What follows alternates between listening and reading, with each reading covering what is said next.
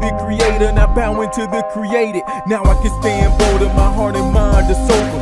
Looking to see a sign, my staff turned to a cobra. With magic they did the same, refused to fear his name.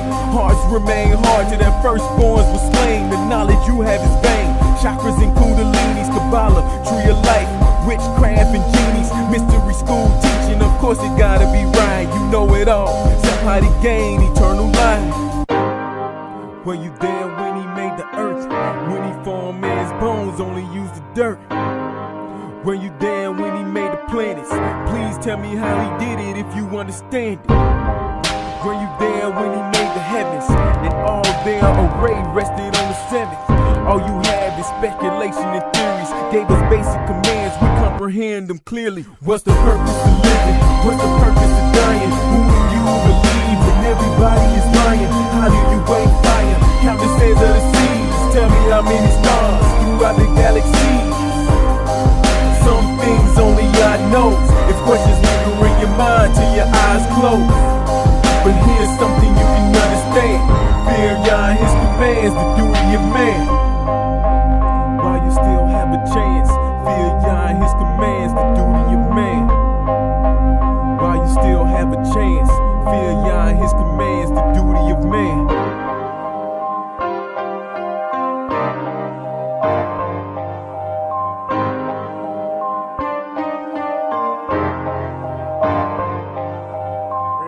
Can you say something for the people? I feel embarrassed for laughing at that video I sent you, sisters. No, you don't, Cody. I don't either. Can I tell y'all my honest reaction? Don't do it. Don't do it. You're gonna get canceled. You're gonna get canceled. They said they're gonna. Yeah. Yes, please. No, I felt like well, she know better than do that now. That was a bad idea. I tried to talk to her. She didn't want to believe me. Okay, fam. Let me share my screen and we will go ahead and jump into this. Part 11. I'm gonna stop saying what part number it is because it makes it seem like it's so long. After part 9. We're just gonna say the next installment of the series. We're gonna jump into the next installment of this series. Let me share my screen.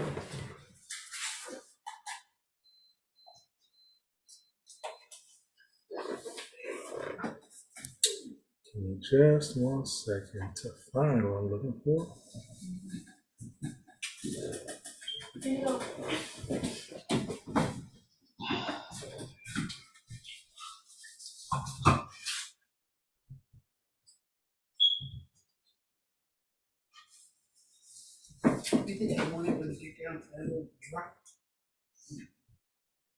Sorry, fam. Give me a second. Trying to build up my Zoom skills here.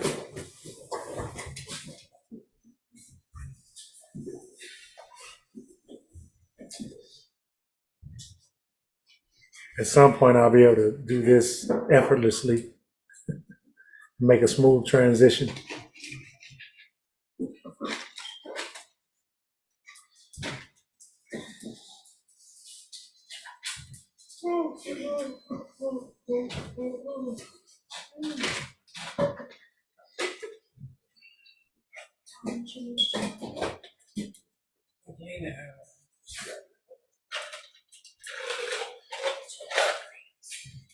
Hey.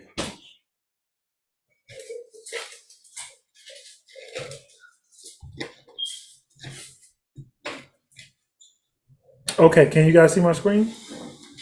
Okay.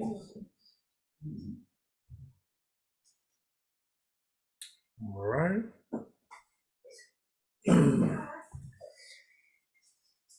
Okay, let's get into it. So,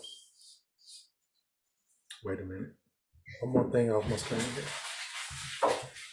Okay, so in this installment, as we are continuing our study on seeking the priesthood, we're going to deal with the next portion of the covenants. I can still hear you. Control yourself, please. And we're dealing with Isaac and Ishmael and the two different paths that they took. And we're also looking at Jacob and Esau, the first part of their story. Okay, so we're going to, and if it changes, I'll let y'all know in advance. But typically, we're dealing with the standard 66, as well as Jasher and Jubilees, because you get different portions of the background story from each one. So we are beginning in Genesis 23, verses 1 through 6. Genesis chapter 23, verses 1 through 6. And we're looking at the death and burial of Isaac's mother, Sarai. Ready? Good? You situated? You situated? You situated? You situated? You situated? You situated? All right. You situated, Mom? All right. I have to do this, family. I apologize. All right. Whenever you're ready. Verses 1 through 6. Okay. And Sarah lived 127 years, the years of the life of Sarah. And Sarah died in Kiriath Arba, that is Hebron, in the land of Canaan. And Abraham came to mourn for Sarah and to weep for her. Then Abraham rose up from beside his dead and spoke to the sons of Heth, saying, I am a foreigner and a sojourner among you. Give me property for a burial site among you, so that I bury my dead from my presence. Mm-hmm. And the sons of Heth answered Abraham, saying to him, Hear us, my master. You are a prince of Elohim among us. Bury your dead in the choicest of our burial sites. None of us withholds from you his burial site from burying your dead. Okay, hallelujah. So after what happened with Abraham, Isaac, Ishmael, and Eleazar, we talked about that last week, and Yah testing Abraham at this point, and Isaac, Sarah dies. Now, for the sake of time, we're not really going into all the details as far as how Sarah died and all that, but you can read that in Jasher. It's an interesting story. She died, for all intents and purposes, of heartbreak. Would you agree? At the death of, or what she thought was the death of her son before her son actually died. She thought he was being sacrificed. So you can read that there. But in the chronology of events here, Isaac, Ishmael are young compared to Abraham, but after that event, Sarah dies. Let's look at this in the book of Jubilees, chapter 19, verses 3 through 9. The book of Jubilees, chapter 19, verses 3 through 9. Whenever you're ready. And Abraham went to mourn over her and bury her. And we tried him to see if his spirit were patient and he were not indignant in the words of his mouth. Pause. So I like it. I like the way you can read the rest of this event in Genesis 23 and also 24, I think. But I like it from this perspective because we're kind of reading about the why behind what happened. Being Abraham was in the land of those who he was sojourning among, why did he proceed in the way that he did? So let's read about that.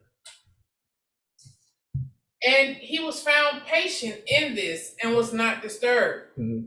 For in patience of spirit, he conversed with the children of Heth, to the intent that they should give him a place in which to bury his dead. Mm-hmm. And the master gave him grace before all who saw him. He besought in gentleness the sons of Heth, Mm-hmm. and they gave him the land of the double cave over against Mamre, that is Hebron, Mm-hmm. for 400 pieces of silver. And they besought him, saying, we shall give it to thee for nothing. But he would not take it from their hands for nothing. For he gave the price of the place, the money in full, and he bowed down before them twice. And after this, he buried his dead in the double cave. You said through 7? I said through 9, but just double checking. You guys can hear Rib okay that she's reading? Just want to make sure.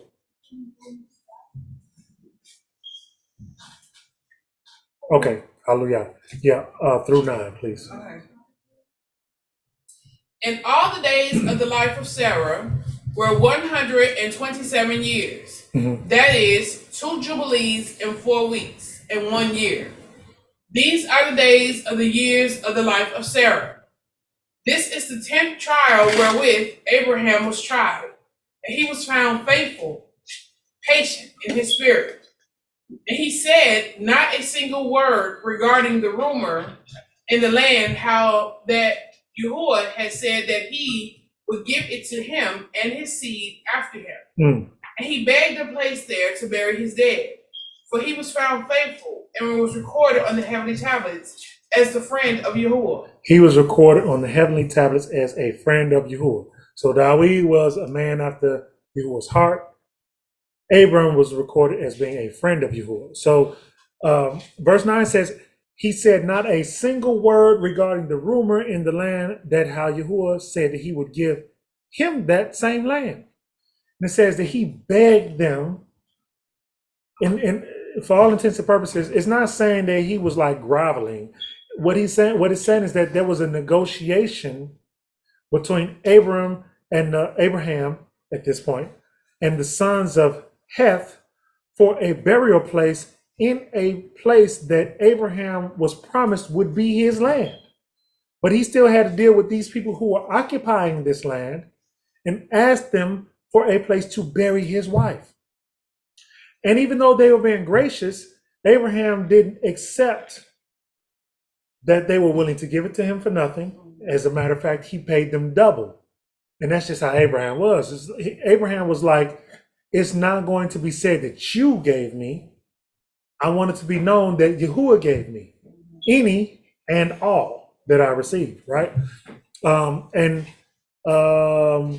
I put here Hebrews 11, the book of Hebrews, chapter 11, verses 8 and 9, because it's the first thing that popped in my head as I'm reading that. It's like, I'll read it. By belief, Abraham obeyed when he was called to go out to the place which he was about to receive as an inheritance. So he was called out of his father's land to go into this land that was at this point called Canaan, occupied by the Canaanites.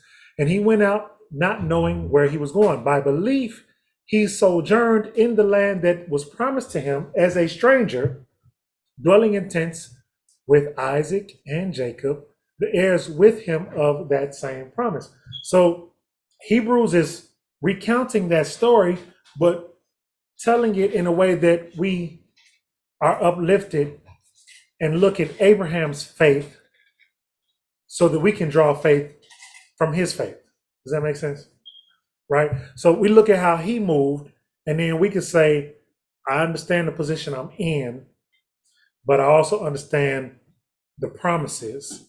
And I understand that this is not it. This is not all. There's more coming. And so I'm going to walk out my life according to what I understand prophecy to be saying, versus just looking at what this is on the surface. And that can tie into everything. That can tie into current events and all of that. But that's what's being said there. Let's go to the book of Joshua, chapter 24.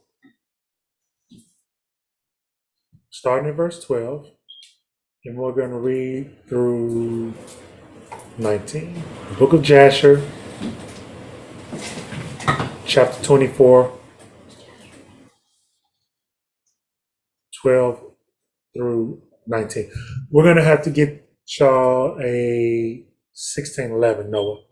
If y'all want to get a Bible that also has some of these other books in it, the 1611 will have that in it. Whenever you're ready. Okay. And after this, Abraham buried his wife Sarah there. And that place and all its boundaries became to Abraham and unto his seed for a possession of a burial place. He paid for it. So at that point, even among the surrounding nations, this belonged to them because they paid for it. This is separate from the prophecy. This is what he paid them for because they occupied that place. Okay. And Abraham buried Sarah with pomp, as observed at the interments of kings. Pomp and circumstance. It was a big deal. And she was buried in very fine and beautiful garments. Mm-hmm. And at her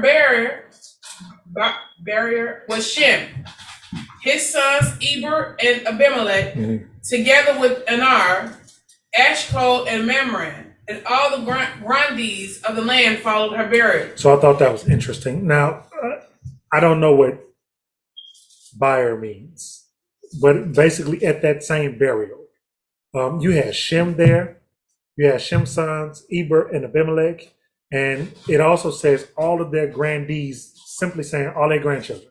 So this was all the pomp and circumstance. Everybody showed up to this because it was a big deal. Let's skip down to 16 and go 16 through 19. And all the inhabitants of the land comforted Abraham and Isaac his son on account of Sarah. Mm-hmm. And when the days of their mourning passed by, Abraham sent away his son Isaac. And he went to the house of Shem and Eber to learn the ways of Yahuah and his instructions. And Abraham remained there 3 years. Pause. So this is very key. At the time in which Sarah passed, Abraham sends Isaac to live with Shem and Eber, not Abimelech. Shem and Eber, to learn the ways of the master and his instructions, and Abram remained there for 3 years. Okay. He didn't send Ishmael. Is it because he didn't want Ishmael to learn the ways of the master? What do y'all think? Just, give me a 1 or a 0 if you think that, he wanted Ishmael to also learn these things. Give me a 1. If you don't think he wanted Ishmael to learn these things, give me a 0 in the chat. Because we see that Abram went to visit Ishmael and he loved Ishmael very dearly. And when Ishmael had a wife that he thought was unbefitting, he tried to redirect Ishmael according to righteousness. And Ishmael listened. So they did have a relationship, right? Hallelujah. I'll see y'all responses. Hold on. Okay. It was no birthright, Cain. I see 1s and 0s. Good deal. So you're right. There wasn't a birthright. But my question is, do you believe that he wanted his sons, both of them, to know righteousness? Not to inherit the birthright, but to know righteousness. And the reason I ask that is because I'm trying to figure out, as I'm reading this, was this a situation to where Abraham didn't want Ishmael to learn these things? Or was this a situation to where Ishmael just didn't care to learn these things? Do you understand the difference? Right? You with me? Was it that Abraham didn't want him to know? Or was it that Ishmael just was not interested? Like, I got this other stuff going on. Pop, I feel you, and I love you. But this is what I got going on. This is where I'm at. You understand what I'm saying? But either way, this is a fork in the road. This is a point at which we see a deviation between these two sons. They take separate paths. One son goes to study with the same individual that Abraham went to study with. And so this is who, as you said, I would have to believe the traditions get passed on to, and who inherits um, the role next after Abraham, right? Because they would be well suited for that role. Okay, 18 through 19. And Go ahead. I'm sorry. just real quick, Yeah. it's something sacred that occurs in that mountain. Mm-hmm. And so when he sent Isaac, note how old Isaac is at this time. Isaac is a full-grown man, and he goes up into this mountain with these mystics because Shem saw the flood. Shem was in the flood waters, and Shem's still walking the earth. Yes. Shem has survived Sarah, and so Yes. he sends his son back into the mountains in his time of grief. Separation, as in being set apart. Came. Yep. And now these mystics finna teach his son something mystical. Yeah.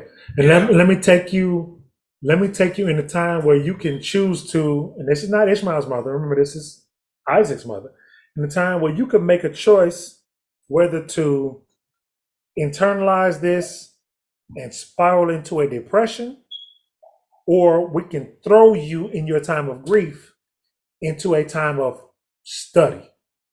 Let's take all of that energy and throw you into learning Yah more than you already know Yah, right? But let's focus on Yah. Let's grow your relationship. This is how we're going to get you through your time of grief. They're going to help Isaac cross over. I would agree. That's what I believe. Yeah, me too. Okay, let's pick it up from there. At 18. 18 and 19, yeah.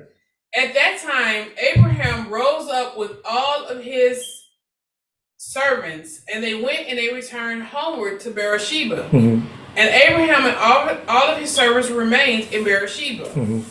And at the revolution of the year, Abimelech, king of the Philistines, died in that year. Abimelech. What did I say? No. You're right. I'm slowing. Abimelech. Abimelech. It's a two-word name. Ab is father. Melech is ruler or king. Wow. Right. Father king. Abimelech. I just want to point that out to y'all. Go ahead.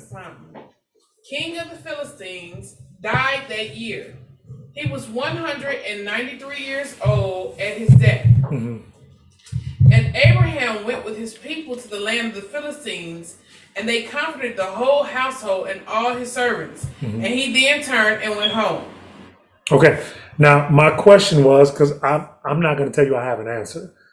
I at first was saying, okay, this has to be different than the Abimelech that we saw that was Shem's descendant. But then I was like, I don't know. It didn't say that it was a different Abimelech. So go back, fam, because we might have went past it too fast. Go back. Who was there at Sarah's burial? Go back to verse 14. It says, and at her bier or her burial or her funeral, verse 14 says, was Shem, his sons, Eber, and Abimelech, together with Anar, Ashkol, and Mamre. So this Abimelech was possibly one of Shem's sons who ruled over the Philistines. Wow. Possibly. Unless this was a different Abimelech. I don't know. That's a question I have. I'm not providing you an answer. I'm only providing you a question. Let's go to Genesis 24. Starting in verse 1, we're going to go 1 through 9. The book of Genesis, chapter 24, verses 1 through 9. Just something for y'all to ponder on. The relationship between Abraham and Abimelech was a cordial relationship. If y'all remember, I'll have this further down in my notes, but if y'all remember, they made a covenant with each other. Abimelech said, look, Yah is obviously blessing you. I'm the king of these Philistines. All I want is for you to bless my descendants, and I don't want us to have no issues between your descendants and my descendants. Could this be one of Shem's sons? I don't think that's a far stretch. Especially if it was one of his sons that was waiting for the blessing to be passed to him. And it didn't get past him. Shem passed the blessing to Abraham. And it wasn't passed to him, but he was still a ruler in his own right. But this particular blessing, and look, fam, when we this whole study is about seeking a priesthood, right? So we're talking about that blessing. We're not saying that there weren't other kings, rulers, and great men in those times and with those people alongside them. But we're talking about the particular blessing and the particular inheritance of priest king in this time, right? Priest king, Melchizedek, righteous ruler, priest king. Okay, so we're not gonna sit here and pretend like Shem's other children couldn't be great in their own right, but Shem passed that blessing to one, And then who we believe was Abraham. You can imagine that all these children had feelings about that. Sure. Because that was the ultimate blessing. Sure. So then again, when you look at what's going on today, where anytime somebody even mentioned their Hebrew Israelite status, they're persecuted in such a way that cause fear and stop people from even thinking to do that again. Yeah. Because these people who finally think they've got it, they're not going to give it up too easy. Abraham was a Hebrew. Abraham was a Hebrew. Well, we're going to get to that. There's going to be a lot of people who feel like they have a right to and a claim to what Abraham passed to one individual, and so on and so forth. But again, I'm just reiterating here, Abimelech was a king in his own right, but Abimelech even respected Abraham enough, understanding who Abraham was and what his lot in life was, to say, hey, you who you are, I'm who I am.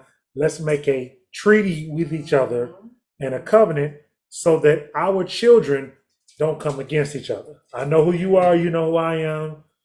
You've been promised this. I got this right now. I'm not going to come against you. I'm asking you before Yahuah. Don't let your children, when you inherit, come against my children. And that's the covenant that they made. You can read it in Genesis 24, 5, 6. I don't know. I got it in my notes. I'll call it out when we get to it. Okay. Genesis 24, 1 through 9. Okay. And Abraham was old and advanced in years, and Yahuah had blessed Abraham in every way. Mm-hmm. And Abraham said to the oldest servant of his house, who ruled over all that he had, please put your hand under my thigh, so that I make you swear by Yahuah, our power of the heavens and the power of the earth, that you do not take a wife for my son from the daughters of the Canaanites, among whom I dwell. So he was still living among the Canaanites in the land of Canaan. He tells his servant, who's the oldest servant? Who's the most trusted servant? Eleazar. Dang. She beat you to it. So he tells Eleazar, do not take a wife from my son from these Canaanites. Go ahead. But to go to my land and to my relatives and take a wife from my son from Yisrael. Mm-hmm. And the servant said to him, what if the woman refuses to follow me to this land? Mm-hmm. Do I then take your son back to the land from which you came? And Abraham said to him, beware lest you take my son back there. Pause. We're talking about a whole different place now. We're talking about the place where Abraham was when he was still living in his father's house, and y'all said, come up out of there. Is that Nimrod's house? Yeah. Oh. The Chaldeans, among the Chaldeans. Shittim in them. So he said, no, please. Look, I know I said don't take a wife from my son among these Canaanite women, but oh my goodness, don't go back there. Yeah, why? It was awesome rain. Well, he's going to tell you why. He's very clear. Yahuah, power of the heavens, who took me from my father's house and from the land of my relatives, and who spoke to me and swore to me, saying, to your seed I give this land. He sends his messenger before you, and you shall take a wife for my son from there. So I put emphasis, as I'm reading this, in my understanding, on this land. So he responded to him and saying, Elohim of the heavens, Yahuah Elohim of the heavens, who took me from my father's house and from the land of my relatives, who spoke to me and swore to me, saying, to your seed I give this land, where I'm at. What are we going backwards for? Right? I give you this land. I'm not going to get a wife for my son out of that land when he told me, you don't have nothing to do with that. I'm giving you this land.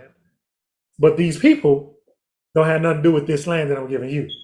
Right? So I need you to be clear, my servant. This land is for my son, not these people. And that land ain't for my son and not them people either. That's what I get. Go ahead. And if the woman refuses to follow you, then you shall be released from this oath. Only do not take my son back there. Mm-hmm. Then the servant put his hand under the thigh of Abraham, his master, and he swore to him concerning these matters. Okay, let's go back to Jasher. Jasher 24, picking up in verse 20. We're going to read 20 through 26. The book of Jasher, chapter 24, 20 through 26. Okay. Whenever you're ready. And it was after the death of Abimelech that the people of Gerar took Ben-Melech, his son, and he was only 12 years old, and they made him lying in the place of his father. I like how you read that. So now that we kind of grasping the Hebrew, the father's name was Abimelech, and they took his son Ben-Melech. Go ahead. Son of Melech. Yeah. And they called his name Abimelech, after the name of his father.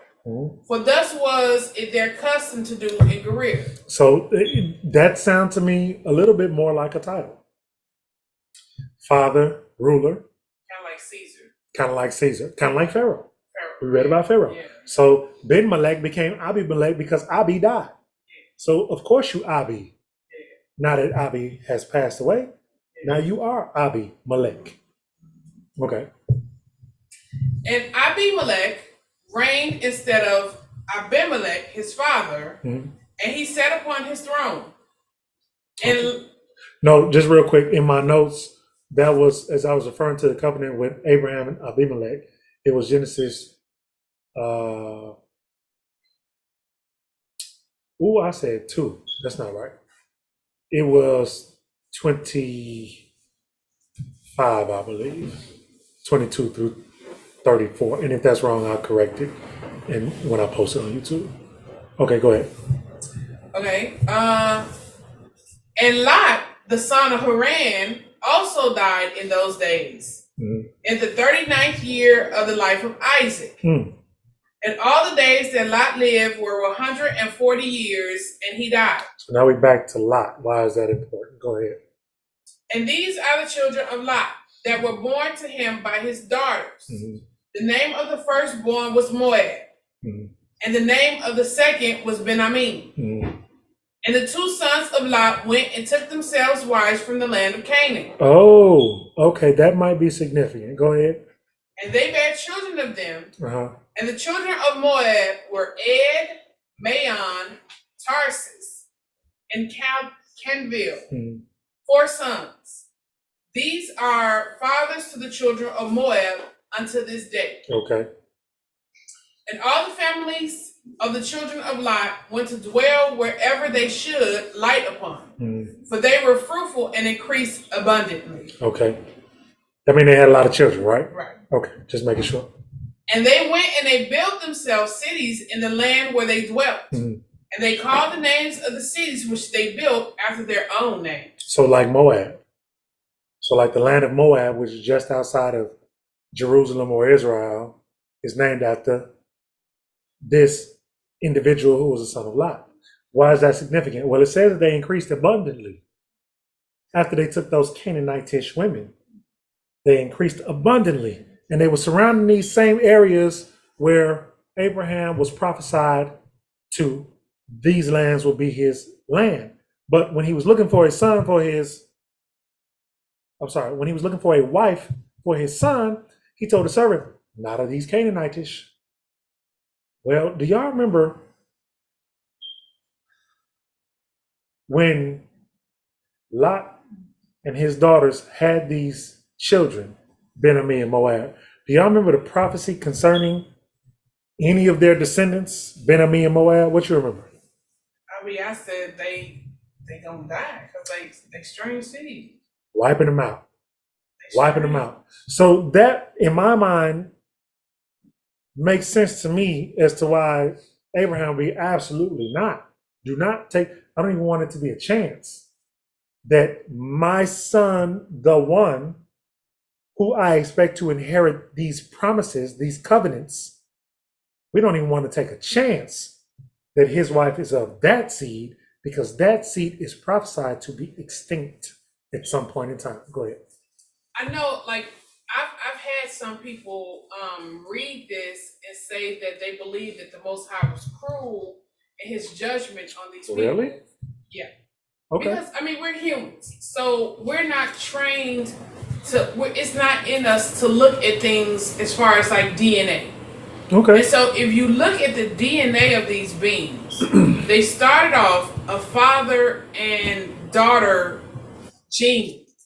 This was a corrupt, like, so if you look at it like programs, this was a corrupt program. Yes. And then they went and blended in with the Canaanites, which was another corrupt program. It was a cursed line, right? Yes. So as a gardener, when I'm out in a garden, sometimes bees cross-pollinate some things that shouldn't have been cross-pollinated. Good point. And I cannot then feed my family the fruit that comes from that, because Excellent the point. fruit is no good. It's no good. Right. It's just no good. It's no good. It's not an issue of whether or not you have compassion on it. Yeah. It's not an issue of whether or not, you could tend to it and make it become good. It's no good. It's no good. It's not considered edible in the eyesight of Yah. You can't eat it. Yeah. You can't eat it. That's pretty much the gist of it. No, I don't think it's an issue of compassion. I think it's just an issue. Torah says, Genesis 21, 22 through 34. I posted Genesis 25. Torah for the correction. Yeah, it's just no good. It's not good. You can't get around it because it's Yahuwah's will, and our minds are not like Yahuwah's minds. And the reason it's no good, Yah knows. It's not up to us to know all of those things, but he said it's no good. Okay. So that's why I believe one of the reasons, at least, Abraham at this point, I don't know why I keep saying that, didn't want a wife of the Canaanitish women for his son. Let's go Joshua 24, 34 through, just finish up through 35, 34, 35. We're still in Joshua 24, just finish 34 and 35, verses 34 and 35. Okay. And Eliezer did as Abraham ordered him. And Eliezer swore to Abraham his master upon this matter.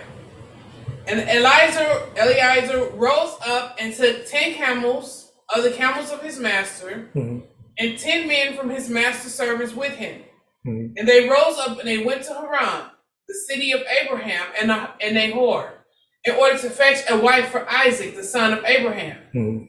And whilst they were gone, Abraham sent to the house of Shem and Eber, and they brought from thence his son Isaac. And Isaac came home to his father's house to Beersheba, whilst Eliezer and his men came to Haran.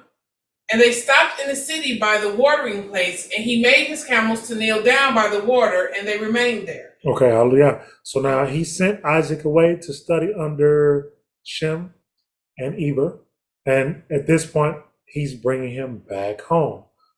Give me a second, fam. Take a pause.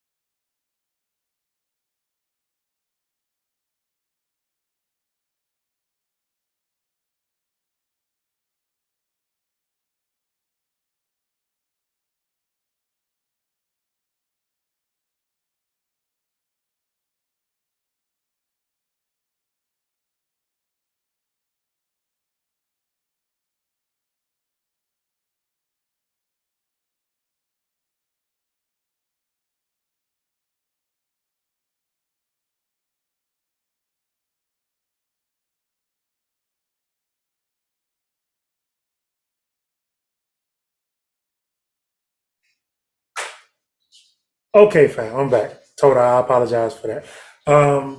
Okay, so he sent Isaac off for his graduate degree, right? His upper level study to understand the things that he needed to know. His doctorate came. Hallelujah.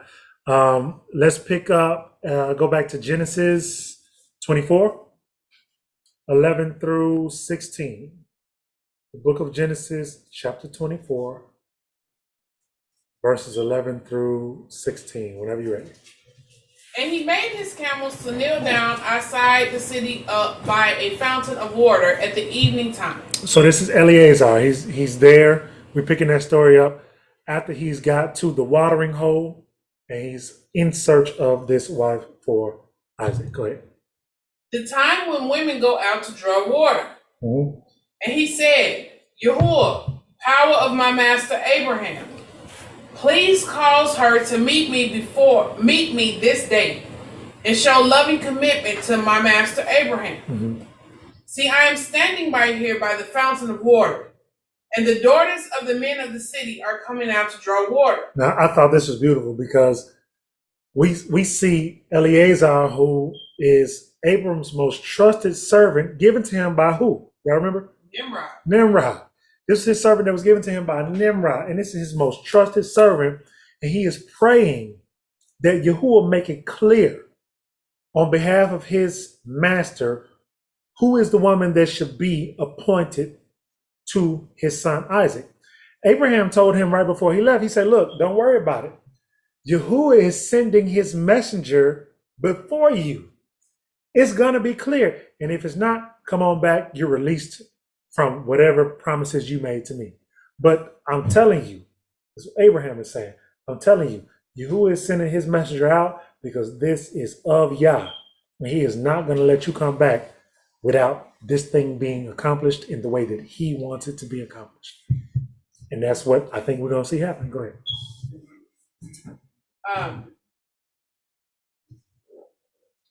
Now, let it be that the young woman to whom I say, please let down your jar to let me drink. And she says, drink and let me water your camels too. Mm-hmm. Let her be the one whom you have appointed for your servant Isaac.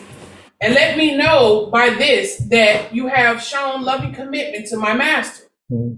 And it came to be, before he had ended speaking, that see, Rivkah, who was born to Bethuel, son of Milcah, the wife of Nahor, Abraham's brother, came out with a jar on her shoulder. Mm-hmm. And the young woman was very good looking, a maiden, no man have known her.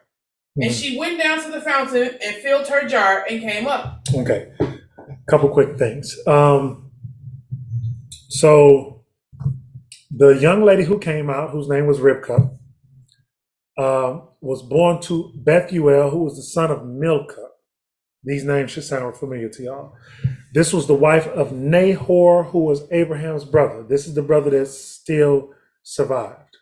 Or was that the brother that passed? Abraham's brother. I can't remember if that's the one that passed or not. No, that's the one that passed. That's the one that passed? That is the one that passed. Lot's sister, right. Milcah is Lot's sister, right. And so, yeah. And so at this point, this is, again, Bethuel is the son of her. She was the wife of Nahor. Nahor passed. Okay. We're going to get more into that lineage so we can clearly see how Rivkah was related to Abraham and Isaac. But here's the other thing. In 24, it says a maiden came out. No man having known her.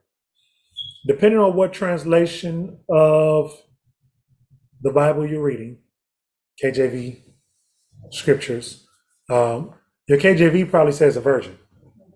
Okay. That word maiden in the Hebrew Strong's Concordance is H5959. I'm going to read that to you, and I'm going to tell you why it's probably a good thing that you should understand what maiden means, or what that word for maiden means, because it can be translated differently in different passages. Context is important. H5959 is the word alma. Alma. It is the feminine version of H5958, which is alas. Y'all, over in Ireland, yeah. Look at the little lass. So it's the feminine version of that, okay? But it means a damsel, a maid, or a virgin. So it can be translated as a young woman, and that would be an accurate translation. But it also can be translated as a virgin. It is one of the definitions of the word. So I say that because kind of not really related to what we're studying right now, but when you read the prophecy in Isaiah about a maiden giving birth as it relates to Messiah, the root word of that Hebrew word is a virgin. Yes, it can be translated as a young woman, and there are some who take that word and say, well, that word just means young woman. And so it was just a young woman. And they're using that to allude to somehow the fact that Joseph and Mary actually had intercourse, and that's how Messiah was born. As opposed to it being a sign, because this Alma, maiden, meaning virgin, gave birth without the act that is typically required for a maiden to give birth. And so to know the word and know that it can be translated both ways is you having power. Because when someone brings that to you, you can say, yeah, I know it can be translated as a young woman, but it can also be translated as virgin. And which one is more of a sign? For a young woman to give birth or for a virgin to give birth? Because Isaiah was writing about a sign. It would be more powerful and more of a sign for a virgin to give birth than it would be just for a young woman. I mean, young women give birth all the time. Yeah. How is that a sign? Yeah. Way back in the Garden of Eden. Yeah. Just want to throw that out there. Okay, so picking up Genesis 24 at verse 17. Honestly, man, we're going to go through the end of this chapter. Okay, so just pick it up from there. We're recounting what happened between Abraham's servant, Rivkah, and her family. So we're gonna read the rest of this chapter. The rest of this, yeah. And the servant ran to meet her and said, please let me drink a little water from your jar. Mm-hmm. And she said, drink, my master. Mm-hmm. And she hurried and she let her jar down to her hand and gave him a drink. So she was carrying how they carry the jars up there. Yep. Yeah. Yep. I like that because when they try to take us out of the continent of Africa. Yeah. You know what I'm saying? Oh my goodness. And when she had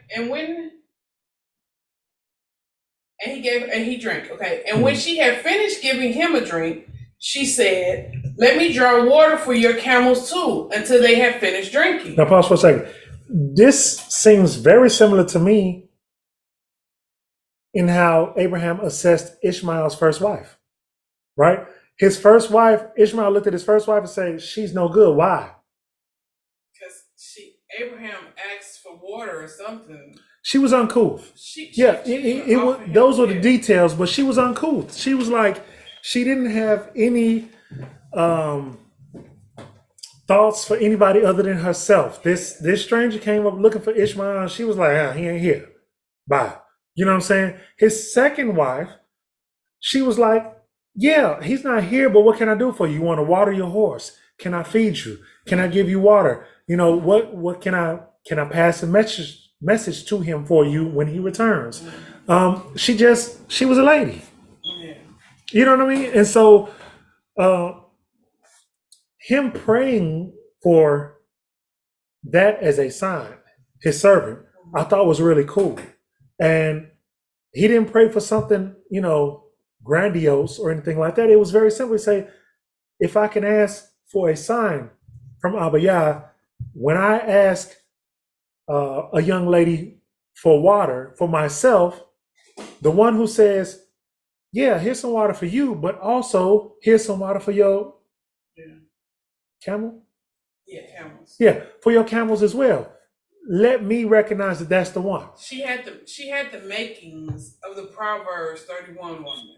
Beautiful connection. You know what I'm saying? Absolutely. Because I mean, Proverbs 31 woman is what every Hebrew woman or every woman that's trying to strive for Yah exactly. is striving to be. You know, versus this Babylonian Heron or you know, INDEPENDENT. Do you know what I? Yeah, versus that, you know what I'm saying? It's a complete I should be ashamed to even know that, shouldn't I? Yeah, you know, this bad bee, you know, this bad bee, which is this kind of horrible human being, you know what I'm saying? Versus this Proverb 31 woman that don't just live for herself. Right. She lives for others. Right. She uses her strength to help others, just like the Hebrew male is supposed to be doing. She's the complete opposite of him. She lived to help her master. Dang. He lived to help his master. The people. Dang. Which is a product of him helping his master. You have Absolutely. a complete cycle of people giving and people serving others. You know what I'm saying? Versus this kind of, because look at Satan's mentality, which was kind of like, hey, get yours, because I'm going to get mine. You know what I mean? So, that's right. Okay. No, I think that's an excellent correlation that you drew. Absolutely. I think you're picking up at verse 20.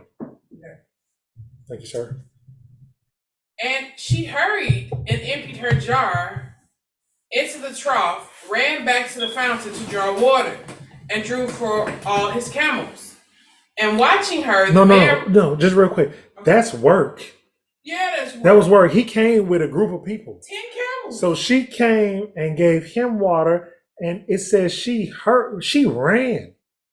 She was youthful. I ain't that youthful no more. But she ran and drew water for all his camels. It was just her. She had one jar. Yep. And a camel, I would presume, probably drink more than Eleazar drank. Yeah. So yeah, she worked. She put in work without even knowing what she was working for. That's a beautiful mentality that most humans just don't have it. Compassion. We was just talking about that earlier with our children. Selflessness, being able to take yourself out of your own world temporarily to see if somebody else needs something. Okay. And in the microwave generation, and the fast food generation, and the quick, fast, right here, right now generation, where we are live your best life generation. Yeah, where we are shortening people's attention span and their capacity for patience. That's a big thing. And love, like general love has died. You know, you can see a person who's clearly like dehydrated. Right. And you wouldn't even offer them your bottle. You about to throw your bottle of water away, but you rather throw your bottle of water in the garbage than give it to that person. Yeah. You know, that's just the day we live in. That's sad. And it's crazy because now that wrong is right and right is wrong, if we say this, we'll get canceled because we're trying to stop them from living their best life. But that is the job of a people whose duty was to be a kingdom of priests. So if your duty is to be a kingdom of priests, then your duty is to turn this ship back right side up. Okay. Right? And so if everybody's operating that way, and we see that the world is in the condition it's in because everybody's operating that way, maybe somebody needs to stand up and say, yeah, I'm going to take a second out of my day to help this individual. Yes. And maybe I will be a light to someone else and spark them to help somebody else, you know, paying it forward, all that good stuff. Yeah. Yeah. Okay. And watching her, the man remained silent in order to know whether Yahuah had prospered his way or not.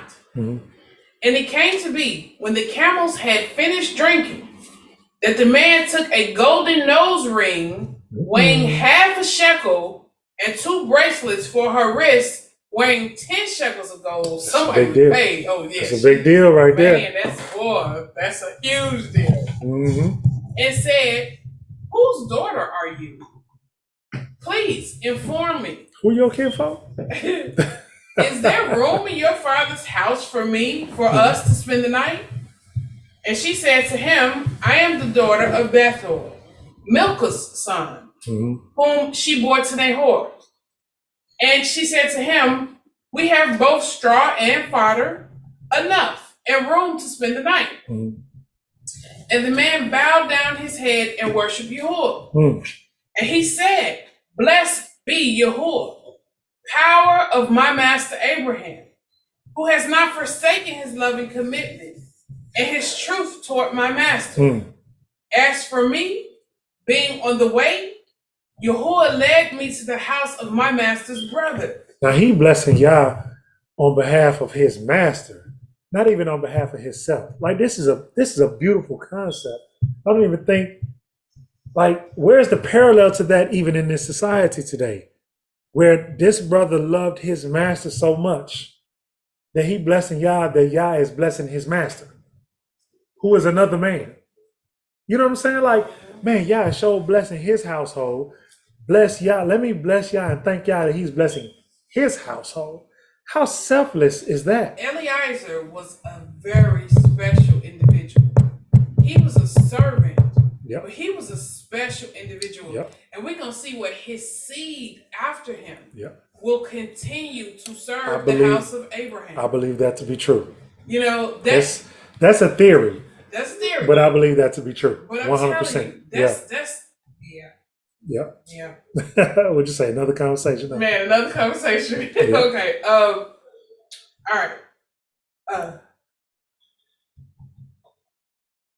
Then the young woman ran and informed those of her mother's house these matters.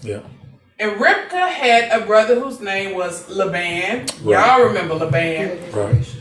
And Laban ran out to meet the man to the fountain. So, but at this point, Laban is Rivkah's brother, right? Okay. Yeah, he was something else. He was always something else. Laban was something else. Yeah, Laban looked at them rings, them jewelry, like, wait, who you say gave you that? Yeah, come up. Okay. And it came to be, when he saw the nose ring, you called it. You called it. And the bracelets on his sister's wrists. And when he heard the words of his sister Rivkah saying, "Thus the man spoke to me," that he went to the man and saw him standing by the camels at the fountain. And he said, "Come in. Oh, blessed be Yahuah. Why do you stand outside, my friend? I myself have prepared the house for you and a place for your camels." So the man came into the house while he unloaded the camels and provided the straw and the fodder for the camels and water to wash his feet and the feet of the men who were with him. Right. I said, what does Laban mean in Hebrew? That's a good question. Let me, do you know already, or are you asking me to? I can look it up real quick. Let me see.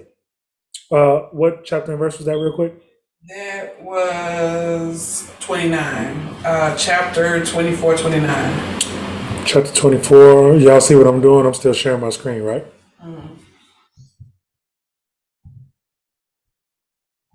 29. Wait, are we still seeing your page? Okay, that's okay. I'm gonna look it up. I'll tell you what I see. Okay. That's good to know, though. Laban.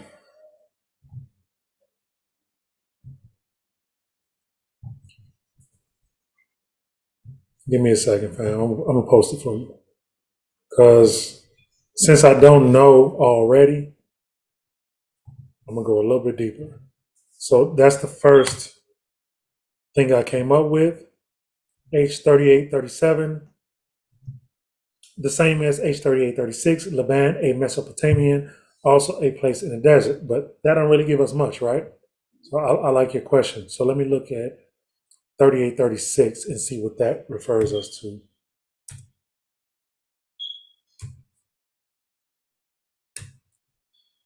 So let's see here. I'm going to post that also. Ha! Wow. What do you mean? Woo!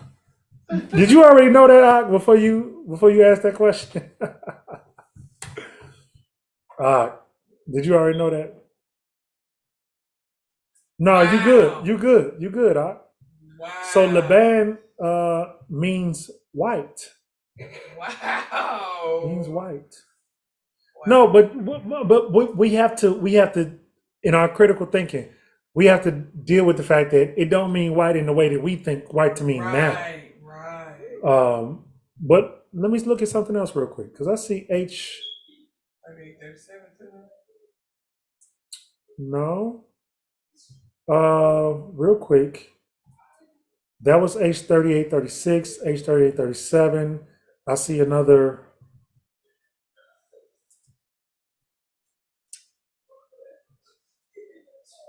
Nope. I missed something. Hold on. Let me go back. 3835.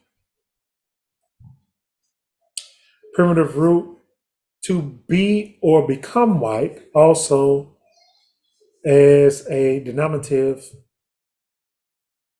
from H3843 to make bricks, to make brick, to be made or make white.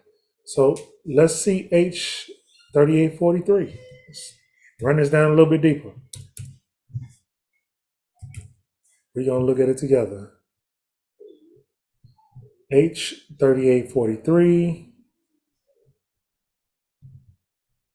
We'll post it.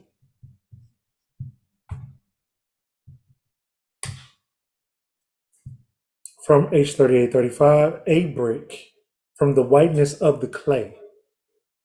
It's like leprosy? Could be. When the K turn white, it's not. White. Could be. From H3835.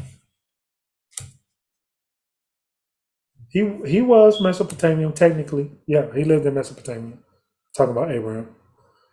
H3835 was the next thing that came up.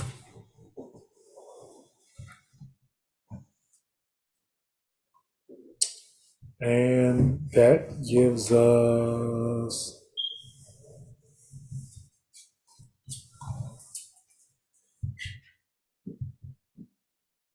this.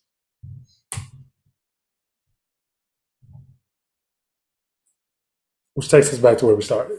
So I don't know. I would have to think about that a little bit to see what the connection may be with his name and his character, so to speak. Yeah, good question though. Good question. Okay, go ahead. Okay. So then they set food before him to eat. Mm-hmm. But he said, "Let me not eat until I have spoken my word." And Laban told him, "Speak on." And he said, "I am Abraham's servant, and Yahuah has blessed my master exceedingly, Mm-hmm. and he has become great. And he has given him flocks and herds, and silver and gold, and male and female servants, and camels and donkeys. And Sarah, my master's wife, bore a son to my master when she was old. And he has given to him all that he has. And my master made me swear." Sorry. No, you're good. Real quick. So again, he's talking to Laban.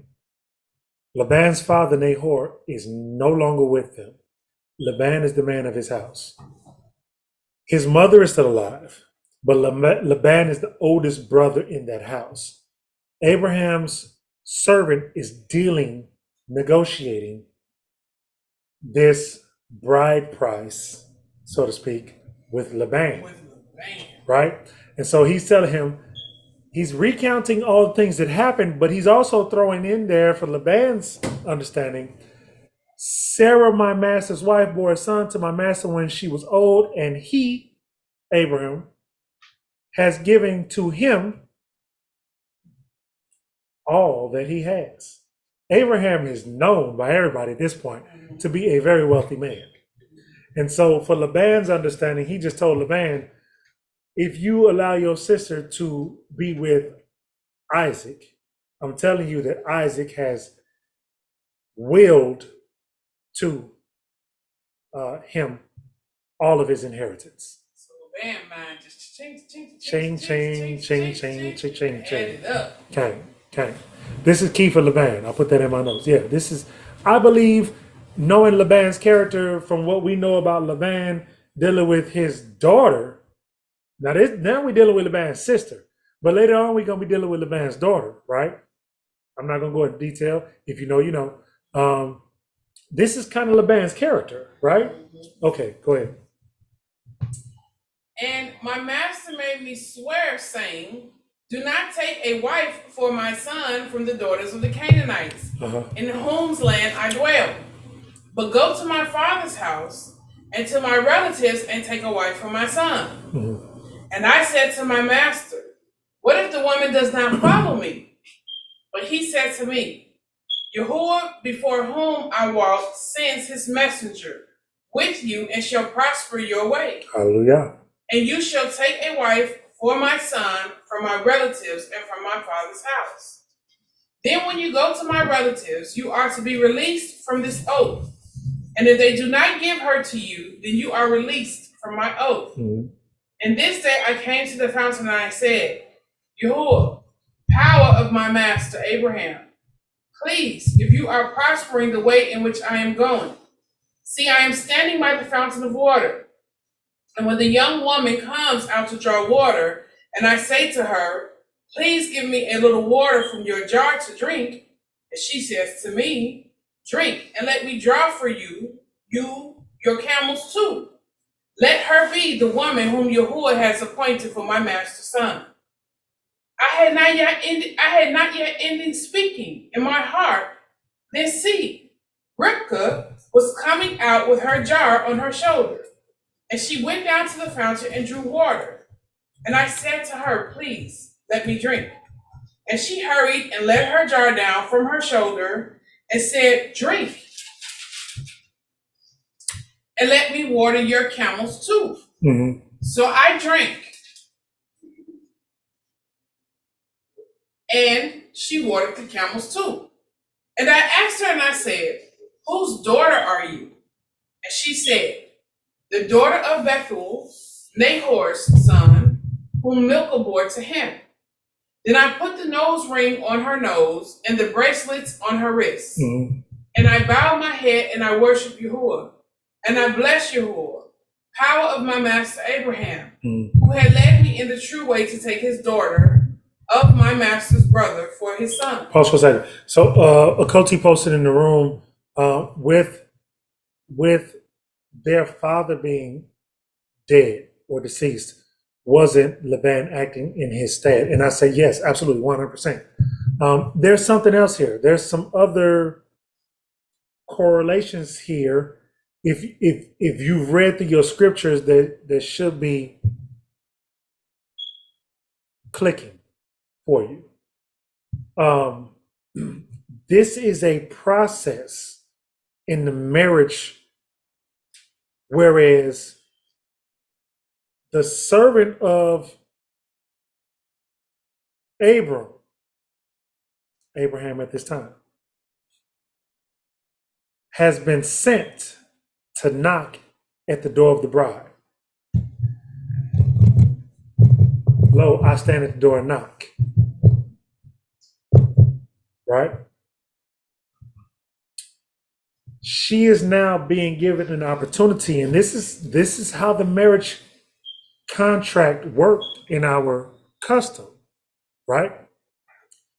Between the father and the daughter, they then decide whether or not to answer this door. Laban came out and said, what you standing outside for? come on in. Right. Right? And so when Mashiach, Messiah, makes that reference, it says, "Lo, I stand at the door and knock." It's a reference to a marriage contract. Okay. Are y'all with me? And so again, here we're dealing with the foreshadowing of, right? If we're looking at this in a microcosm as to what Mashiach was coming to do, Abraham is in the place of Yahuah, Eleazar is in the place of Mashiach, Ribkah is in the place of Israel. And he has sent his servant to knock at the door. This is beneficial to you to accept this marriage contract. If you accept this marriage contract, what did he say? My father is leaving everything he has to his son.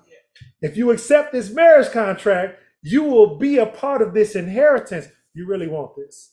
Laban was there negotiating on behalf of the father, his father saying, yeah, we really want this. Yeah, go. You want this, sis? So You want to go ahead and take part in this contract? Keith, sit down. It's not time. Oh, really, bro? Have a seat. Great job being such a good girl, Rebecca. Yeah. But y'all see the connection there, right? We're looking at Torah, and if we understand Torah, which is why I would never understand somebody trying to omit Torah to skip straight to New. How can you understand that without first understanding this? You don't see the parallels. Here's the parallel. Mashiach came and did the same thing to Israel. He stand at the door and knock. You have the opportunity to either accept or deny. He loves us so much, he do this to us individually. Yeah. To each one of us individually. Each one of us get that now. Okay. You have the opportunity to be part of the bride or not. Or not. It's the ketubah. Okay, let's pick it up. We're in Genesis 24, and she's picking up at verse 48? 48 or 49. 49. Okay. And now, if you are going to show love and commitment and truth to my master, let me know. And if not, let me know, so that I turn to the right or to the left. And look, let's even take his reply in the broader context and dealing with Mashiach and the nation, right? Look,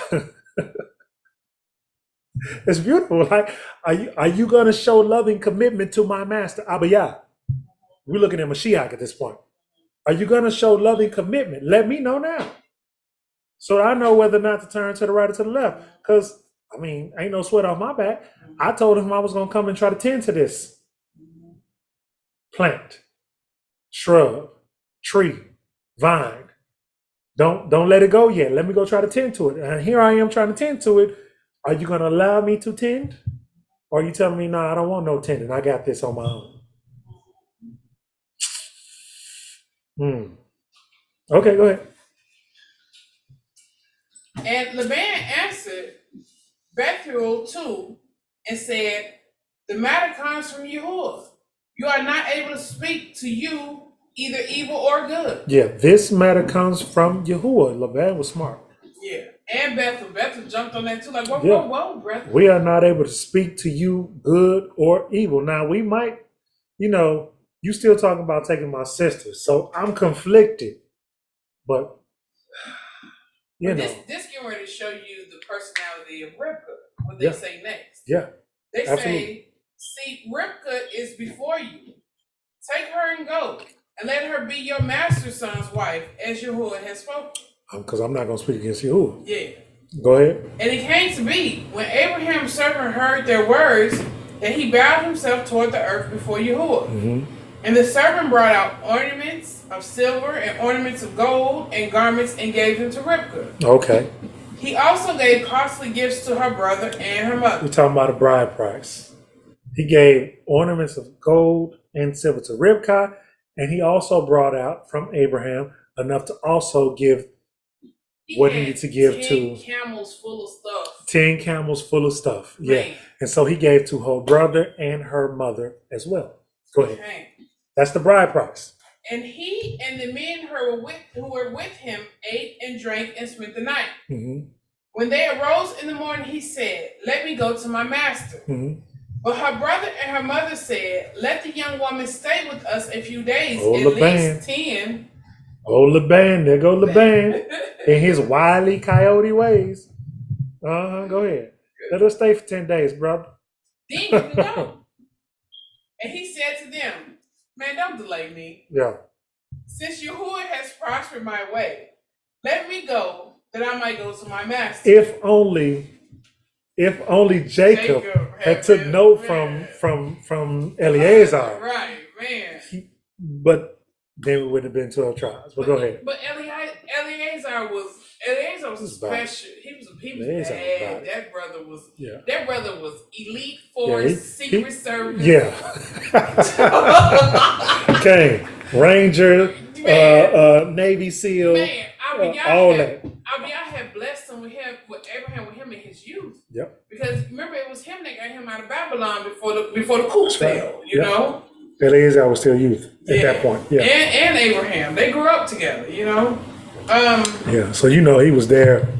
He was there with all the gold and all that, but he was also there with the ability to protect 10 camels worth of gold and silver and jewelry and all that. You know, he wasn't coming back to his master sans gold and jewelry. Gold, right. No. You know, and he was one of the reasons Abraham felt comfortable rolling into war with just his servants. Oh yeah.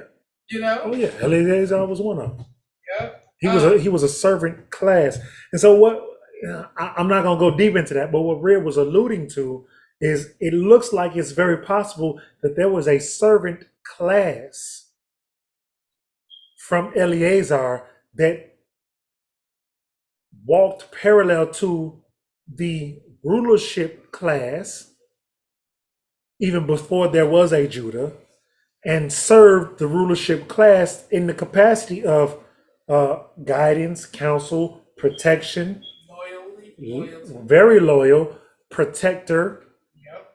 When they went out to battle. It looks like there may have been, because who is the one that Yahushua said, it was said of Yahushua he loved the most? What was his name? Eleazar. Okay. I don't know. Maybe it's a coincidence. I don't know. Yeah. Go ahead. Okay, and they said, "Let us call the young woman and you ask her." So they called Rivkah, and she said to her, "Are you going with this man?" And she said, "Yep."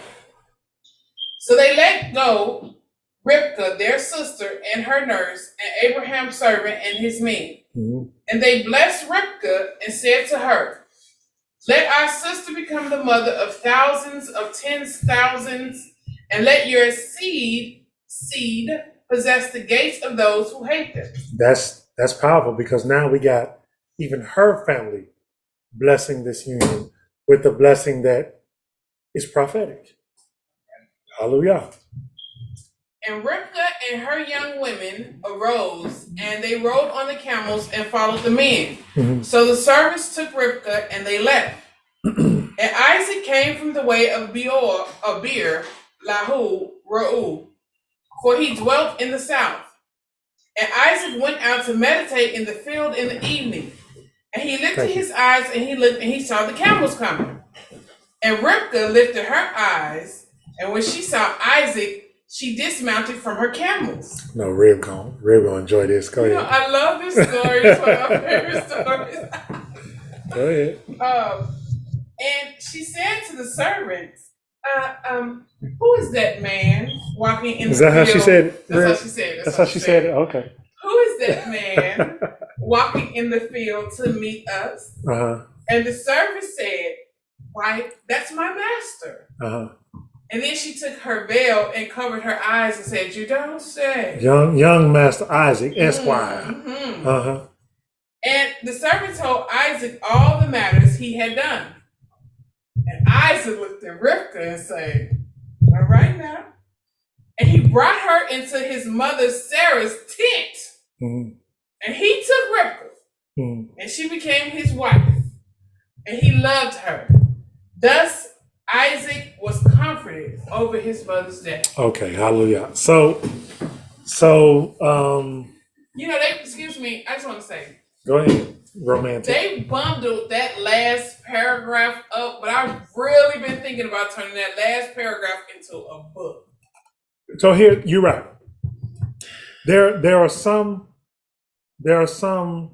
writings that suggest that Rivkah, when she left her mother's house, was between 10 and 12 years old, right? Isaac was about 40 at the time. So when she says they bundled that all up, I would agree. Because what I believe, based on reading several different writings about this same incident, is that we're dealing with a time span of probably 10 or 12 years, 10 or so years. In that one paragraph. Yeah, where her mother sent her out with nurses who would have tended to her all the way through her adolescent stages, her becoming a woman, her entering into puberty and all of that. And the process of Isaac bringing her into his mother's tent, I don't think it just meant literally one night he brought her into her mother's tent and they made babies. I don't think that's what that's saying. What I believe that's saying is that he brought her into his household, which was his mother's tent. I do eventually, of course, yes, they eventually had babies, but I think that I would agree with Rib that this was something that was kind of smashed into a couple of sentences, but probably was over a few years. Yeah. Because you read other passages where it talks about how he will come and play with her, and, you know what I'm saying? And so they developed this.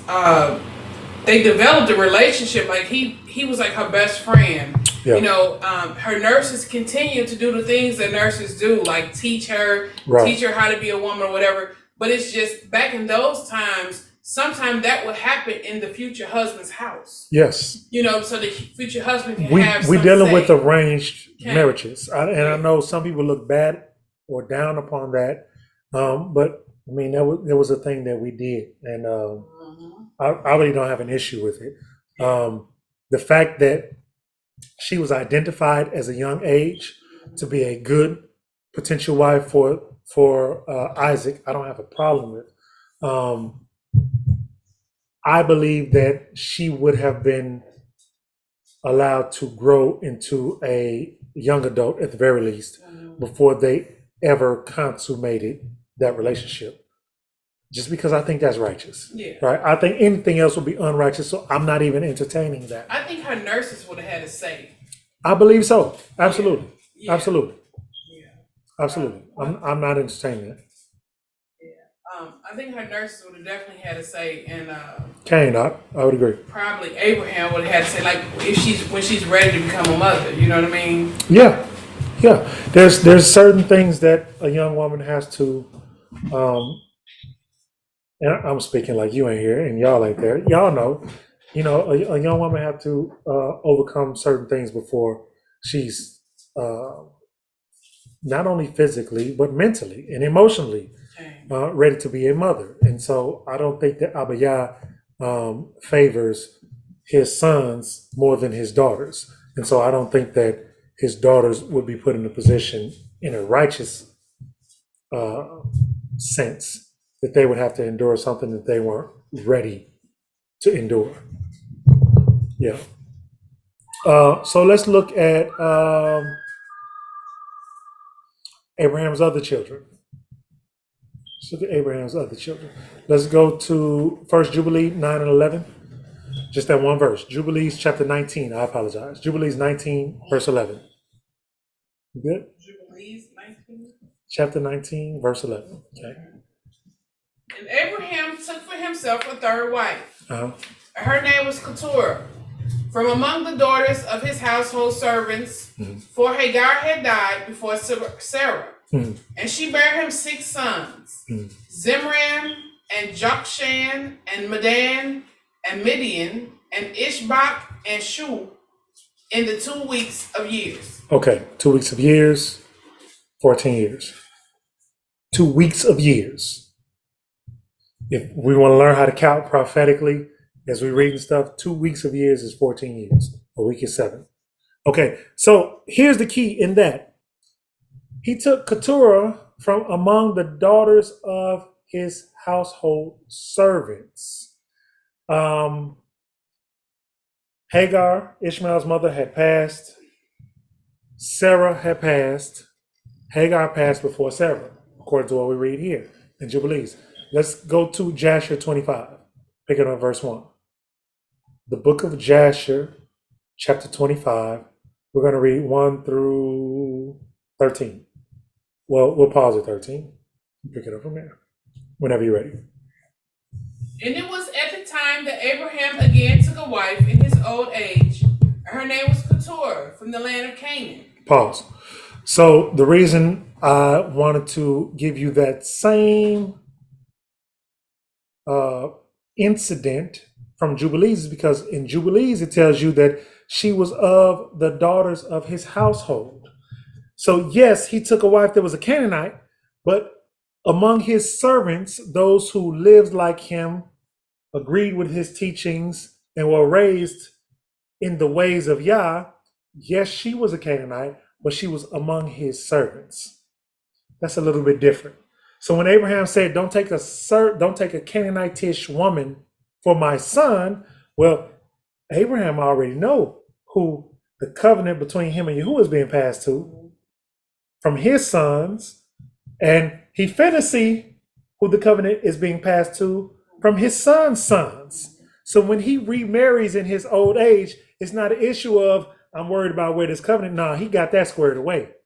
This was a Canaanite woman. That's a fact. But it was also of his household, and he already got who the inheritance is being passed on to squared away.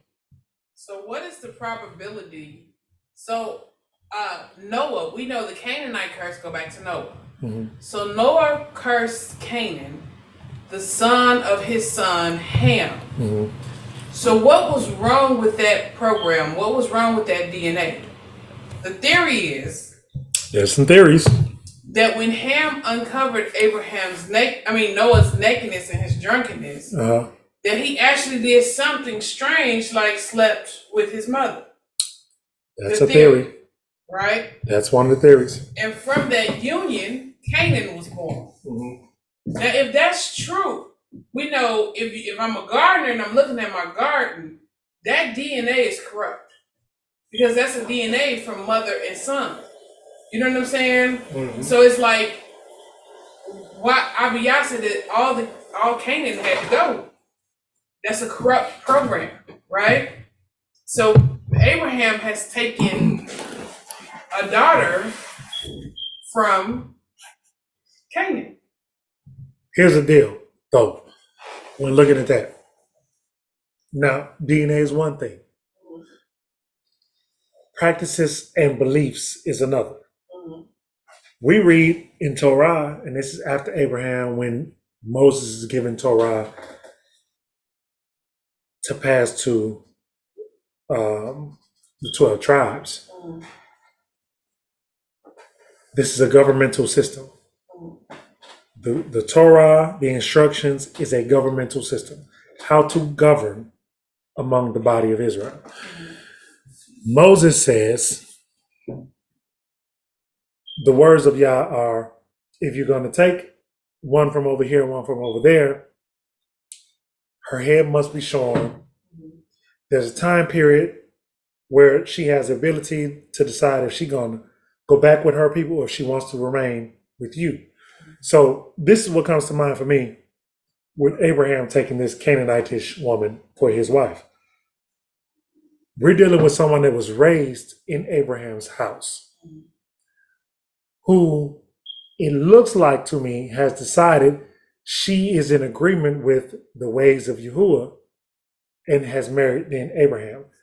There is no possibility in Abraham's house that he is giving any of his inheritance to any of the seeds that come from him and his woman. But they did have children. I mean, it is what it is, fam. It is what it is.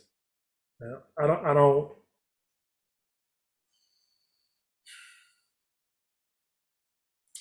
When we're talking about who's going to run this government, again, same way when we talk about, as Moses was telling them, when it comes to who's going to run this government, Abraham made it very clear, me and your children, these children cannot run that government. I've given that inheritance to my son Isaac. Y'all gonna be good. You'll be squared away. I'm a very rich man. Yeah, you'll be squared away, but you need to be way over here, and my son Isaac and his children are gonna be over there. That has to be what it is. If you're willing to accept that, we can go forward. Yeah, I think they got some feelings. I think No, I'm sure the children have feelings, but I believe that Abraham made it clear to this Canaanite wife. I'm sure he made it clear because that's what it reads like. He was very clear. No, my inheritance has already been spoken for. What I have for you is not that. Yeah, I'm sure they did have. We'll read about the feelings they had. Ishmael too. Yeah, we'll read about all that. Not today, but we will. Okay, picking up at 2. And she bare unto him Zimran, Jokshan, Medan. Listen to these names. Is this like Media Persia? Those people? Medan, Midian. Yes, Wow. absolutely. Okay. Ishpa. And now you understand the feelings they had and how they manifested later on. Yeah. Yes. Wow. Ishpa and Shush Yep. being 6 sons. And the children of Zimrad were Abner, Molech, and Narin. And the sons of Jokshan were Sheba and Dedan. And the sons of the Ethiopians came from Abraham? Or came from that union? Sheba, Dedan, and the sons of Median were Abner, Job, Jukchi, Elisha, and Noach. Did y'all catch what Rib caught? Read that part, that specific part again, Rib.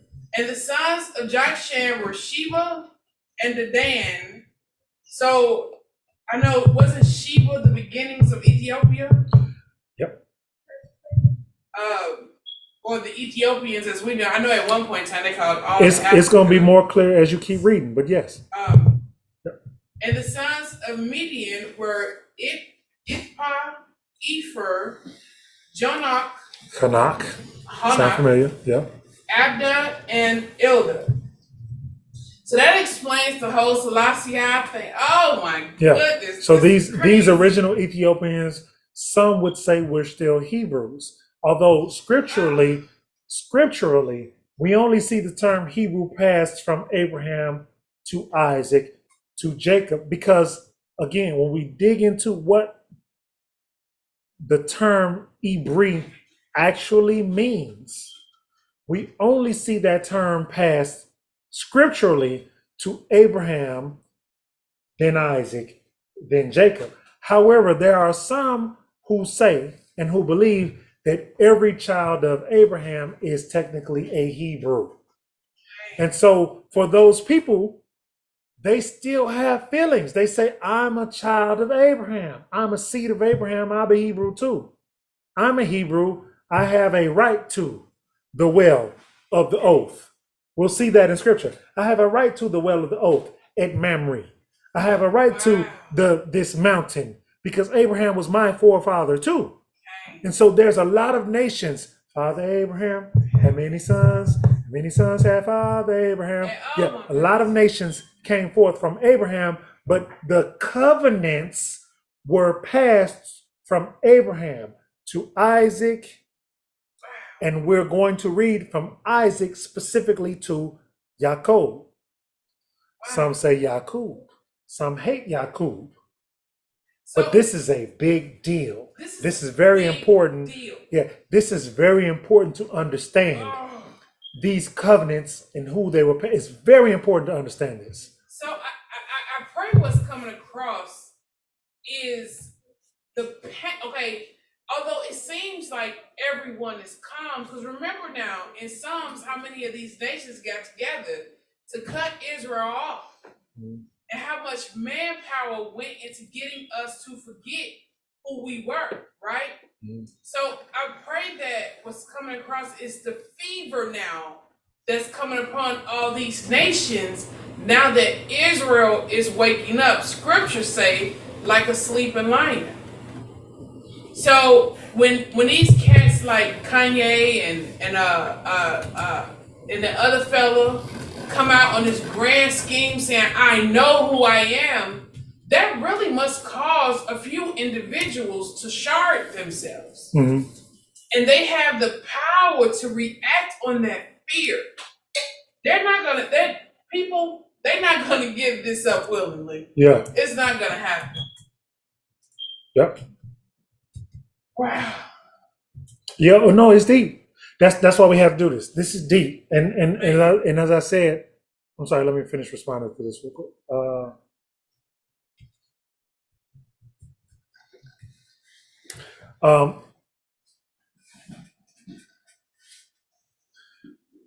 As I said, I think that we are going to get to a time again, just like during the days of Nehemiah, when it will be necessary for us to know and to explain how we believe we are privileged or privy to what we're saying we should be, or what we're saying is part of our inheritance. So if we're saying, taking in light current events, I can't be anti-Semitic. I am Shem. I'm Shemitic. How can I be anti-Shem if I am Shem? Prove it. Walk me down what you're saying. And if you can't walk somebody through it, have we then studied to show ourselves approved? Right? Why did he say study to show yourself approved? For many reasons. But I'm saying this may be one of those reasons, right? Because you may get to a point on the King's Highway when somebody said, okay, this is a checkpoint. Who your peoples? Who you with? Yeah. And you might need to be able to show that or explain it, Hallelujah says, yeah, we want to see it. We want to see it. When you got it, let us know. Okay, go ahead. Okay, and the sons of Ishbak were Makuru, Bayudu, and Tater. And the sons of Shush were Bildad, Memdad, Munin, and Meban. And these are the families of the children of Keturah and the Canaanitish woman, which she bare unto Abraham the Hebrew. And Abraham sent all these away, and he gave them gifts that they went away from his son Isaac to dwell wherever they should find a place. And all these went to the mountain at the east, and they built themselves 6 cities in which they dwelt until this day. But the children of Sheba and Dedan, the children of Jokshan, with their children, did not dwell with their brethren in their cities. And they journeyed and they encamped in countries and wilderness until this day. I apologize. Give me the verse you at. 8. Okay, talk about. Going into 9. Gotcha. And then the children of Midian, son of Abraham, went to the east of the land of Cush. There you go. So even more specifically, Cush became later known as Ethiopia.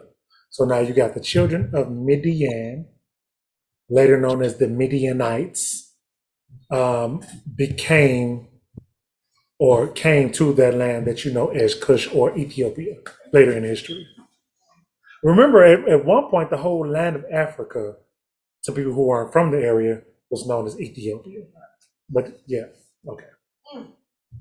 And they found a large valley in the eastern country, and they remained there and built a city. And they dwelt therein in the land of Midian until this day. And the Midianites dwelt in the city and Midian dwelt in the city which he built, he and his 5 sons, and all belonging to him. And these are the names of the son of Midian, according to their names in their cities: Ephah, Eber, Shanak, or Hanak, Abda, and Ilda. And the sons of Ephah were Mishach, Meshur, Avi, Sanu, and the sons of Best you can, baby. It's all good. I know, I'm struggling. And the sons of Ephraim, and the sons of Ephraim were Ephron, Zur, Alron, and Midden.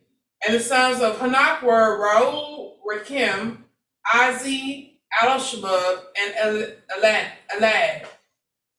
And the sons of Abda were Chur, Muled, Kuri, Molech. And the sons of Elda were Mikar and Reba and MashiYahch and Gabo. These are the names of the Midianites, according to their families. And afterward, the families of Midian spread throughout the land of Midian. Okay, this may be important to you if you ever trying to track down who these people we read about later that are coming against Israel are, what their heritage is, where they came from. That may be important to you. So might this. So let's look at the 12 tribes of Ishmael. Huh? What? Yeah. Let's look at the 12 tribes of Ishmael. Not Israel, Ishmael. Picking up at 14, we're going 14 through 28. Ishmael. That's why I said it twice. If it's nice, do it twice. No. And these that's what you know. I got that from your boy at Isaac Hayes. That was out of Memphis. What's my man named Garland? Yeah. If it's nice, do it twice. Huh? This is true. Go ahead. And these are the generations of the son of Abraham. These are the generations of Ishmael, the son of Abraham. Okay. Iraq and Iran. No, I'm joking. Look at you. Well, we can see that now, right? Can we? Afghanistan. Can we not see him? But anyway, Ishmael took his wife from the land of Egypt, and her name was Ribah, the son of Meribah. And Ribah bore unto Ishmael Nabiah, Kedar, Abdul, Midsam, and their sister Basmath. And Ishmael cast away his wife Ribah, and she went from him and returned to Egypt to the house of her father. And she dwelt there, for she had been very bad in the sight of Ishmael and in the sight of his father Abraham. And Ishmael afterward took a wife from the land of Canaan, and her name was Malchuch. And she bare unto him Nishma, Duma, Massa, Chedad, Tema, Utor, Nakish, and Kidma. These are the sons of Ishmael, and these are their names, being 12 princes according to their nations. And the families of Ishmael afterwards spread forth. And Ishmael took his children and all the property that he gained, together with the souls of his household, and all belonging to him, and they went to dwell where they should find a place. Pause for just a second.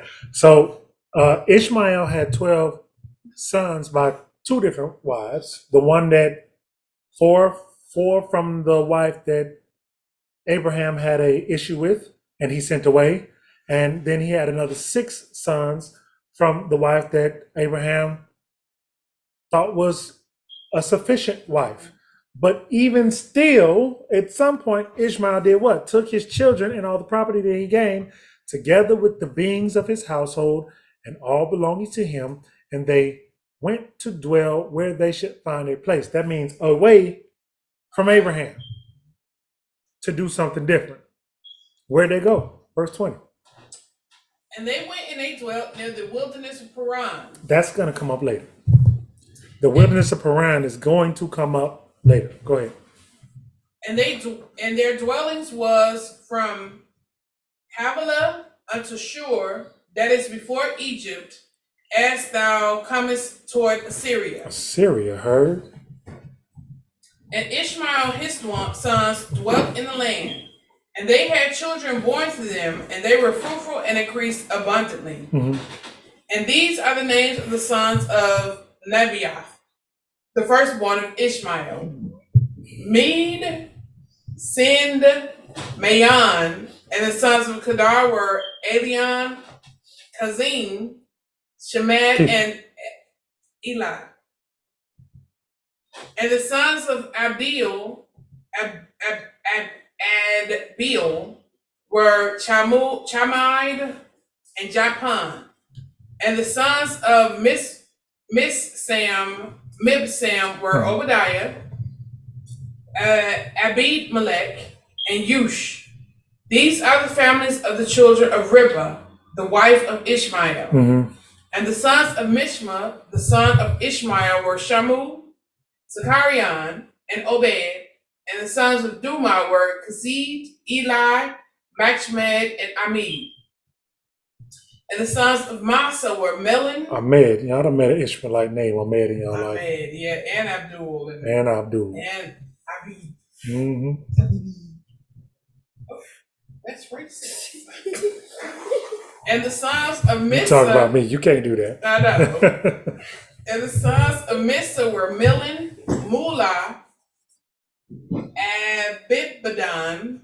Mm-hmm. And the sons of Chadad were Azur, Menzor, Abid Melech.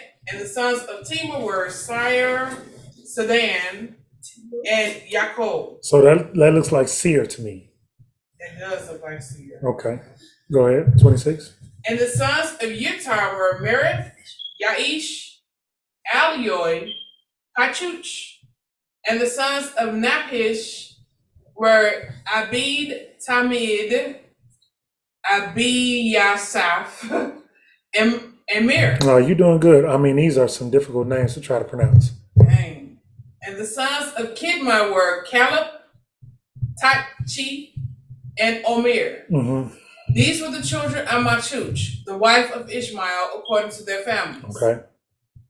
All these are the families of Ishmael, according to their generations. And they dwelt in the land wherein they have built themselves cities until this day. And Rebekah, the daughter of Bethuel, and the wife of Abraham's son Isaac, was barren in those days. Mm-hmm. She had no offspring. And Isaac dwelt with his father in the land of Canaan. Mm-hmm. And the master was with Isaac. And Arpachshad, the son of Shem, the son of Noah, died in those days in the 48th year of the life of Isaac. Mm-hmm. And all the days of Arpachshad lived were 438 years, and he died. Okay, so we read that the master was with Isaac. We didn't read that the master was with Ishmael. That's interesting.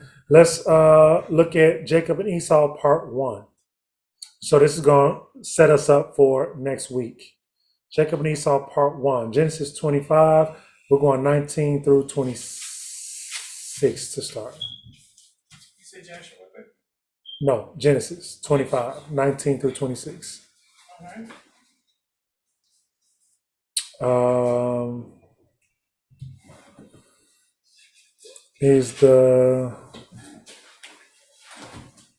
That's a question. Seer is the cannabis who Esau went into the caves and procreated with. The cavemen you talking about? Yeah. The cave. Yeah, those okay. cavemen. You cannibals. Cannibals, yeah. Says you wrote cannabis. That was really throwing me. Yeah. Absolutely. Yeah. That's the mountain of Seir. That is a place. Yeah. And in those days, a lot of those places were named after the people who inhabited those places. So the mountains of Seir, yes, more than likely would have been named. Cain, it's all good, after those people. Okay, Jacob and Esau, part 1. Genesis 25:19 through 26. Whenever you're ready. And this is the genealogy of Isaac, Abraham's son. Abraham brought forth Isaac. And Isaac was 40 years old when he took Rivkah as wife, the daughter of Bethuel of Armenian of Padan, Aram, the sister of Laban, the Armenian. Yours says Armenian, mine says Syrian. Just throwing that out there. Wow, those are the Syrians? Armenian, Syrian. Go ahead. Just throwing that out there. Wow, and Isaac prayed to Yahuah for his wife because she was barren. And Yahuah answered his prayer, and Rebekah his wife conceived. And within her the children struggled together, and she said, if all is right, why am this way? So she went to ask Yahuah. And Yahuah said to her, 2 nations are in your womb, and 2 people shall be separated from your body. And 1 people shall be stronger than the other, and the older serve the younger. Let's pause there for a second. This is one that identifying as a Hebrew and as a Israelite, this is one that should definitely stick out in our memory. In her pregnancy, she's going through these pains, and she's asking if this is a blessing and if this is Yah's will. Why am I having these issues? Why am I having these pains? Why is this such a displeasure? Outside of, the curse of Eve, bring forth children in pain. So this was even above and beyond that, is what this is saying. I was pregnant with twins. Yeah. And you feel the babies move all the time. 1 or 2 of them is constantly moving. Yeah. But that ain't what was happening to Rebecca. No. These babies was throwing blows in her fighting. womb. They were fighting Okay. in her womb. Okay. And when she asked about it, the response she got was 2 nations, not 2 children, 2 nations are in thy womb, and 2 manner of people shall be separated from thy bowels. I'm reading from the KJV. And the 1 people shall be stronger than the other people, and the elder shall serve the younger. This is prophecy about these 2 twins that are in her womb. We have to acknowledge that. Go ahead. And when the days were filled for her to give birth, and see, twins were in her womb. And the first came out red all over, like a hairy garment.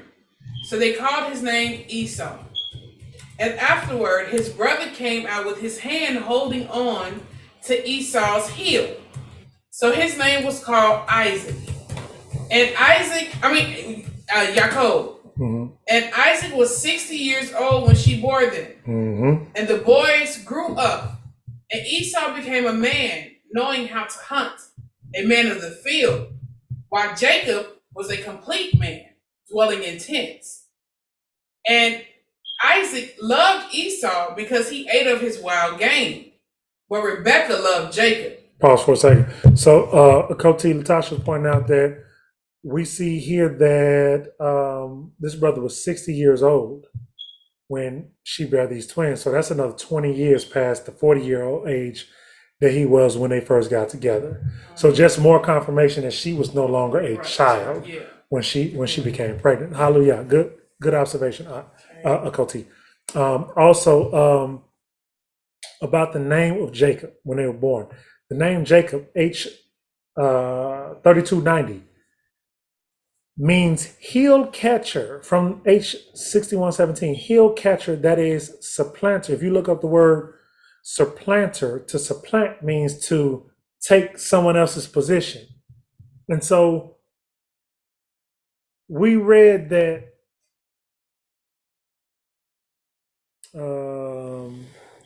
they were twins in the womb.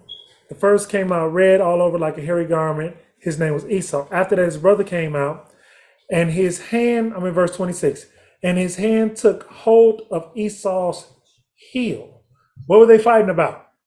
What were the spirits that was on these two children fighting about? They were fighting about who was going to come out first to get the inheritance of the firstborn, right? And so even though they was fighting and Esau came out first, Jacob was still holding that heel like, no, that's my inheritance that you're trying to take, right? You got to really understand what was going on here. Rebecca and so had already had Abiyah had already told Rebecca Cain, that the older shall serve the younger. Cain, it was told to her, it was prophecy, right? So even though Esau made it out first, that makes him the elder. He's going to serve the younger. He wasn't supposed to come out first, right? So no what trickery he did and won't be able to come out. It don't matter. It don't matter. He's still going to serve. Cain. Go ahead. No, I'm sorry. Paul. Give me 1 second, fam.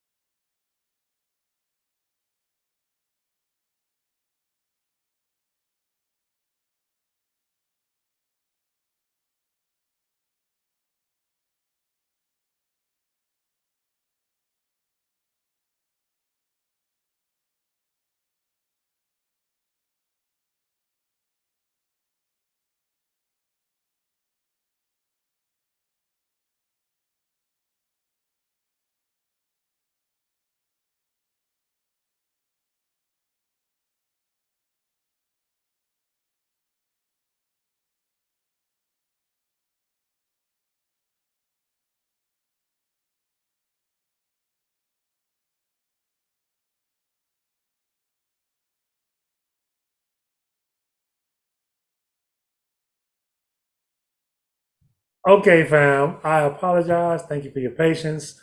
So I'm gonna just be real with y'all. Y'all see these big old glass I got of water here? There you go. Yes. We can't hear you. No, you can't hear me? You can't hear me right now? Oh, I see. How about now? Can you hear me now? Can? Oh, okay. Yes, we can hear you. I can hear you. Okay, can somebody text her to check her speakers maybe? Because it seems to be just a Coty Antoinette.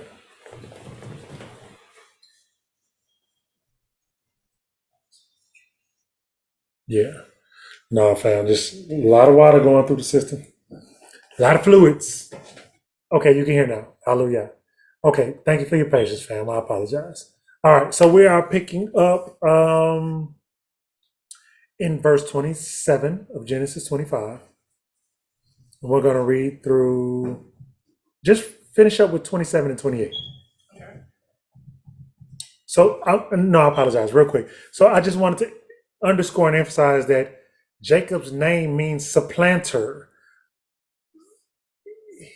Somebody knew that even though Esau came out first, Jacob was supposed to inherit, and therefore he was going to supplant his brother. That's why he was named that, right? These names are not arbitrary. Okay, go ahead with 27 and 28. And Isaac loved Esau. 27 and 28. Oh, and the boys grew up, and Esau became a man knowing how to hunt, a man of the field, while Jacob was a complete man dwelling in tents. And Isaac loved Esau because he ate of his wild game, but Rivkah loved Jacob. Okay, so read here in the scriptures translation, it says that Esau was a man of the field. KJV says a cunning hunter. And Jacob was a plain man in the KJV. scriptures reads a complete man. I like that translation because when I think of a complete man in a righteous sense of the word, I think of a man that is not only a man in the physical, but also has Yah's Ruach dwelling with him. At some point in time, he's listening to Yah's word. He's operating in the capacity that Yahuah wants him to operate in. That's what makes someone a complete man. It did not say that about Esau. Esau was a contrary picture to Isaac. Esau was this, Isaac was that. Esau was this, Isaac was a complete man. I'm sorry, Jacob. Thank you. Jacob was a complete man. Esau was not.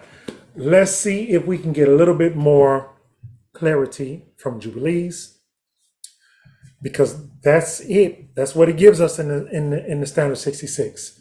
So let's go to Jubilees 19, picking up at verse 12, and get a little bit more before Abraham passes. A little bit more about Jacob and Esau before the passing of Abraham. We're going to go Jubilees 19 verses 12 through, and we are wrapping this up, fam. We are wrapping this up. 12 through 31, and that's it. We're ending with that. 19 through 31, I apologize. No.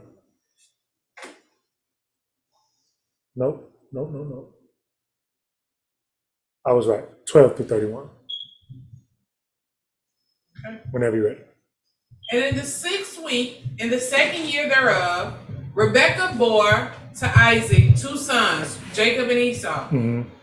And Jacob was a smooth and upright man, and Esau was fierce, a man of the field, and hairy. And Jacob dwelt in tents. So even in this version of this account, it says Jacob was upright. What's another word for upright? Righteous. So even in this account, this is saying that Jacob was righteous. We never hear any such thing about Esau. Esau covered crosses like a caveman, because it's a like Jacob dwelt in tents. So where in the heck did Esau sleep, on the rocks? That's a good observation. You know what I'm saying? If we're comparing and contrasting the two, you're right. It says Jacob dwelt in tents. Where did Esau dwell? Oh Yeah. Goodness. Let's see if we get some more Like understanding. wherever he stops. That's Rolling Stone, wherever he lays head. Yeah. And the youth grew, and Jacob learned to write, but Esau did not learn. Here we go again, comparing and contrasting. For he was a man of the field, and a hunter, and he learned war, and all his deeds were fierce. And Abraham loved Jacob, but Isaac loved him some Esau. So let's go back again to the beginning of this study, when we were looking at the contrast between Adam's 2 sons, and one being a man who was an agriculturalist, and the other was about hunting and killing. No, I'm mixing that up. Yeah. I'm mixing that up. But as far as the ferocity is really what I'm looking The at. nature of the man. The nature of the two. Yeah, absolutely. So let's compare these two to those two, in the sense that we are comparing, their characters. That's what I'm looking for. Yeah, go ahead. And Abraham saw the deeds of Esau, and he knew that in Jacob should his name and his seed be called. That's big. And he called Rebekah and gave commandment regarding Jacob. For he knew that she too loved Jacob much more than Esau. And he said unto her, my daughter, watch over my son Jacob, for he shall be in my stead on the earth. Listen. I want to slow this down. We're wrapping this up anyway, but I want to slow this down. He called Rebekah because he understood that his son wasn't seeing clearly about his firstborn. Because his son was firstborn, he was automatic. I love my son. He get this venison, man. He cook up this stew. I'm all about. But Abraham, having gone through everything that Abraham has gone through and understanding the importance and the severity of where this covenant goes, pulled his daughter-in-law to the side and say, "You're able to see this clearly. My son is not. Listen to what I'm telling you. He is going to be in my stead in the earth." That's a heavy statement. Because what is Abraham's, what are we theorizing in this study? That Abraham's stead in the earth was being of the order of Melchizedek. He's saying this one, not that one, is going to be in my stead in the earth. Go ahead. And for a blessing in the midst of the children of men. And for the esteem of the whole seed of Shem. Again, he hammered. This is 1-2 combinations of blows. If you're not sure what he's saying, he's making it clear.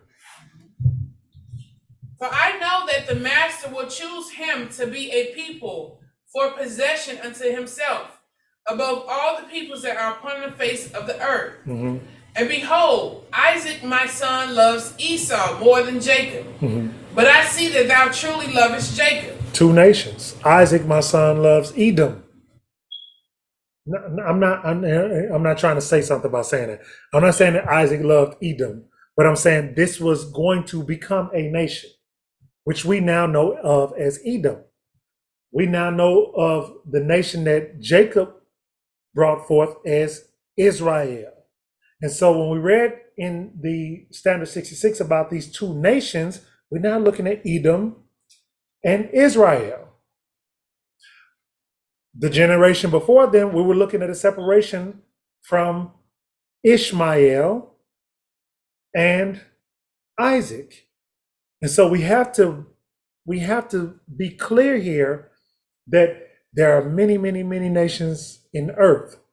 And the agenda that's trying to be pushed that, everybody is equal under Yah, or under God, as they say, we all equal under God. We all God's children.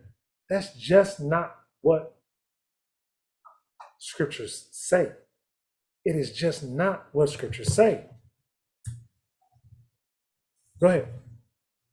And still further to thy kindness to him, and let thy eyes be upon him in love.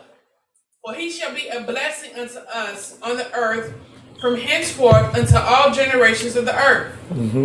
Let thy hands be strong, and let thy heart rejoice in the son of Jacob. For I have loved him far beyond all my sons. And he shall be blessed forever, and his seed shall fill the whole earth. And if a man can number the sand of the earth, his seed also shall be numbered. He telling her the same thing that Yah told him before he ever had Isaac. And now he's talking to Jacob's mother about Jacob. This is where this covenant is being passed to. Go ahead. And all the blessings wherewith the master hath blessed me, and my seed shall belong to Jacob and his seed always. Specifically. And in his seed shall my name be blessed, and the name of my fathers, Shem, and Noah, and Enoch, and Methuselah, and Enos, and Seth, and Adam. And these shall serve to lay down the foundations of the heaven, and to strengthen the earth, and to renew all the luminaries which are in the firmament. And he called Jacob before the eyes of Rebekah his mother. And he kissed him, and he blessed him, and said, Jacob, my beloved son, whom my soul loveth, may Yahuah bless thee from above the firmament. And may he give thee all the blessings wherewith he blessed Adam, and Enoch, and Noah, and Shem. Talking about that same lineage. And all the things in which he told me, and all the things which he promised to give me, may he cause it to cleave to thee and to thy seed forever, according to the days of heaven above the earth. And the spirit of Matissima, or the spirit of the devil, shall not rule over thee, or over thy seed to turn thee from the master, who is thy power from henceforth and forever. Mm. And may the Master, Yahuah, be a father to thee, and thou the firstborn son. Who? What? And the firstborn son. Okay. So and thou the first. So now he is attributing the rights of the firstborn to Jacob. Okay. And to the people always. Mm-hmm. Go in shalom, my son. And they both went forth together from Abraham. Mm-hmm. And Rebekah loved Jacob with all her heart and with all her soul, very much more than Esau. But Isaac, he loved Esau much, much more than Jacob. Hallelujah. So, I mean, next week we're going to get into part 2 of this Jacob and Esau thing. And we're going to get into Esau selling his birthright. But I want y'all to remember this. Like, remember this when we come to next week, because when we talk about the selling of the birthright, and we have those who say, oh, Jacob tricked Esau, and Jacob and Rebekah lied to Isaac, right? Because Isaac's eyes grew weak and they grew dim, and he was not able to see physically as well as he could in his youth.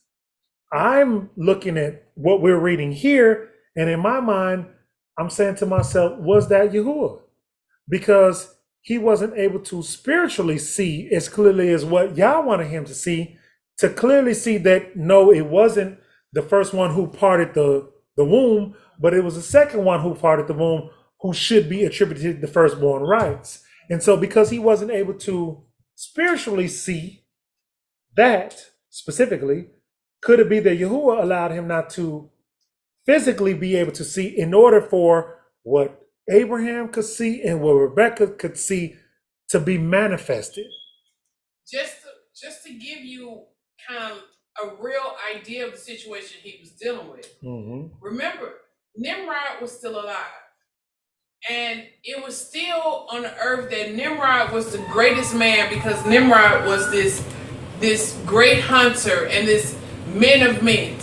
So Nimrod was still the image of what every man and boy wanted to be like. Absolutely. But Isaac. G.I. Joe. You have to get tough. Yeah.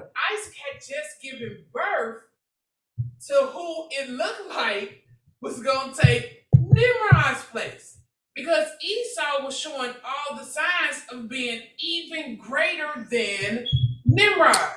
That's a beautiful point. So at some point, Isaac lost his spiritual eyes. A man's man. Yeah. Yeah. You know, he like, man, my son could split a bow in half while riding a horse and jumping through the loop and leaping off the. Right. Well, that's my boy. My boy gonna be greater than Nimrod. Look, you're a hunter, a warrior, a soldier. Surely that's who the birthright should be to. You can't convince me differently. Right. While Nimrod doing all this amazing stuff, Jacob reading in the tent, making soup and stuff. Reading and writing. You know what I'm saying? Looking like, Jacob, he ain't doing none of that. Now, and all that being said, don't get it twisted. Jacob was a soldier as well. Oh yeah. But Esau, again, we read it. It says he was fierce, and I don't mean in the RuPaul way. He was fierce, as in warrior, soldier. Yes. That's funny to you. My oldest daughter over here cracking up because I say I don't mean in the RuPaul way. Just imagine Esau. No, Esau was nothing like RuPaul. Esau was like a bear of a man. This man didn't even need a bed to sleep. He didn't even bathe, did he? It don't smell to me like he bathed. No. His father had to smell him to see if it was Esau. Yeah. Esau would probably crack your neck in 3 spots before you even knew what had happened to you. Okay. No, so I mean, it's something that I want us to remember when we move into the next part of Jacob and Esau, is that the thing that Jacob and Rebekah did. Rebekah was told already, 2 nations are struggling in your womb. The elder shall serve the younger. So she already understood the assignment, as y'all say, right? Rebekah already understood the assignment. But then to have Abraham come and confirm it, why would she not? What is to fear? The fact that Abraham, who everybody knew, including Isaac, that Abraham's word is as much as law, right? And Abraham said, no. Isaac can't see it right now. But Jacob is the one who this that I'm talking about is getting passed on to. And we're going to confirm that in the Standard 66. But he's telling her that, and then he did something that we read about and we talk about over and over. He then called Jacob in and blessed Jacob. So the fact that Isaac blessed Jacob was a great thing, but it was also confirmation. Abraham had already blessed Jacob. Rebecca knew it. Like, you can't undo this thing. Yah has already set this in motion. It can't be undone. This was only confirmation. And remember, like they saying in the room, they talking about how Esau killed Nimrod. Mm-hmm. Remember, it was already prophesied. You know, Balaam them had told Nimrod back then that Abraham's seed was gonna kill you. So Isaac would have known that too. That is, yeah, so that is a beautiful, yeah. Dang, Isaac seeing his young son come up, and Isaac thinking to himself, my son gonna kill God. Because Nimrod was looked at as a god on the earth. Yeah. So Isaac would have thought that, of course he would have thought that Esau was the way, because the prophecy already said that Abraham's seed was going to kill Nimrod. Yeah, and the prophecy still held up. Yeah. So but the prophecy still held up. So that's why Isaac couldn't see. He couldn't see past that. He thought he had it all figured out. And we got to look at that prophecy even in a larger sense also, because we got to look past the physical Nimrod and the physical Esau or Jacob or whoever, and look at the spirit that was moving Nimrod and the spirit that's moving the covenanted seed of Abraham, because the throne that spirit is sitting on, that is Nimrod, is gonna come against again in the manifestation of Pharaoh in Egypt. Yep.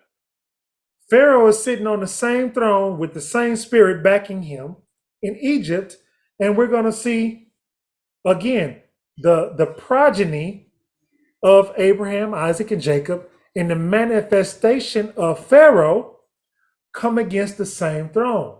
So the prophecy is still going to hold up. We follow that other priesthood. That's that black priesthood. You know what I'm saying? And by the time we get to the so-called New Testament, and you got somebody sitting on the throne in the manifestation of Herod with the Edomite, Herod, who is the Edomite king, and the priest that he hand selected to be in the temple and serving the temple, right? So now you got the same spirit backing them. Forgive me, fam. I'm thinking this through as I'm saying it to y'all. And then you have, again, the progeny of Abraham, Isaac, and Jacob, but also the prophesied one in Ha MashiYahch Yahushua on the scene coming against that throne. The prophecy that Balaam, Baal, and all of them stated to those physical kings, although speaking about a spiritual seat of authority, holds up through all those generations about this physical king that was Ha MashiYahch Yahushua and his spiritual throne. And that's what we're tracking. That's what we're tracking. And in reverse, as we're tracking that priesthood, we are simultaneously tracking that evil priesthood too. Because remember, it's the adversary is a copycat. Again, Herod the Edomite king. Mm-hmm. Yeah. So we seeing here where Nimrod is heading up that same priesthood that belonged to Cain.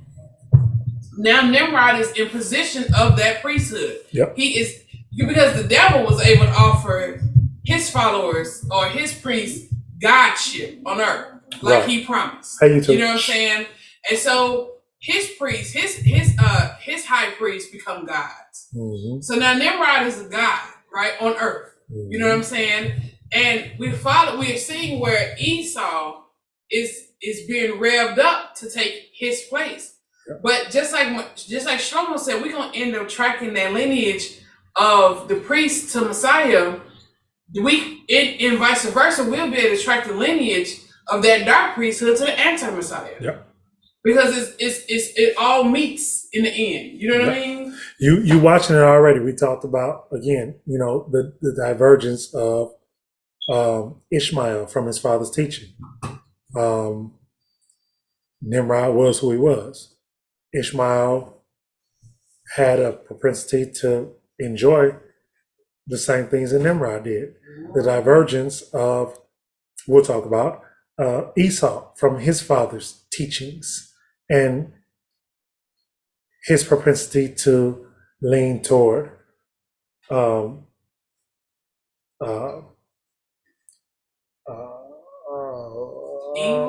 Ishmael and Esau. I mean, Ishmael and Nimrod. And so, again, we've identified the character of Abraham.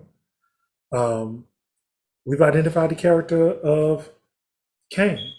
We've identified the character of Nimrod. We've identified the character of this fierce warrior hunter that was Esau at this point, right?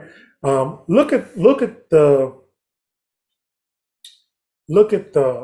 people that came from Jacob.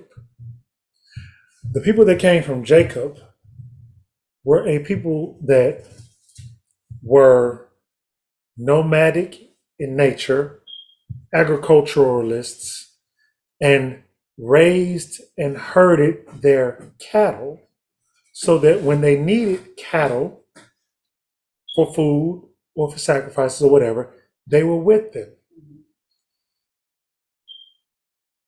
Nimrod, Ishmael, and Esau being hunters, that's a little bit different. That's not raising your food and then just going out and saying, we've set this one aside for food or for sacrifice or whatever. That's saying I'm going out, laying snares, traps, hunting. And so the spirit of the hunter is Nimrod, Ishmael, Esau. That was just not our, listen, and I'm not trying to say you can't hunt, right? I wanted to hunt as well. I've never had a chance to actually hunt. I wanted to hunt.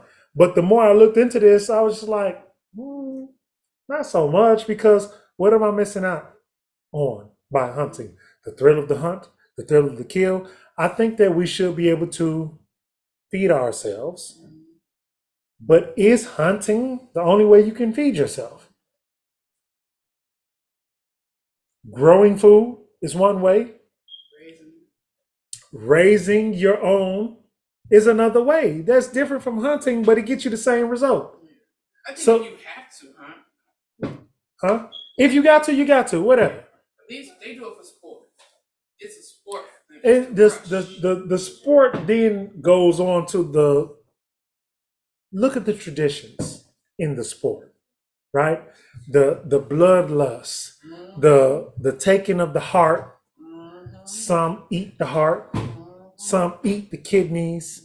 They pass that tradition on to their children. They take the blood and smear it on their face. According to what we believe, that's just unclean. So what spirit is that to take the heart and take the kidneys and eat it and smear the blood on you and bathe yourself in blood? That was Nimrod. To bathe yourself in blood and to put the horns on your head and wrap the tail around your waist and go out there and beat your chest and Red Man. I like Red Man the rapper. But what did he mean when he called himself Red Man? Esau being called Red Man. Just things to think about, y'all.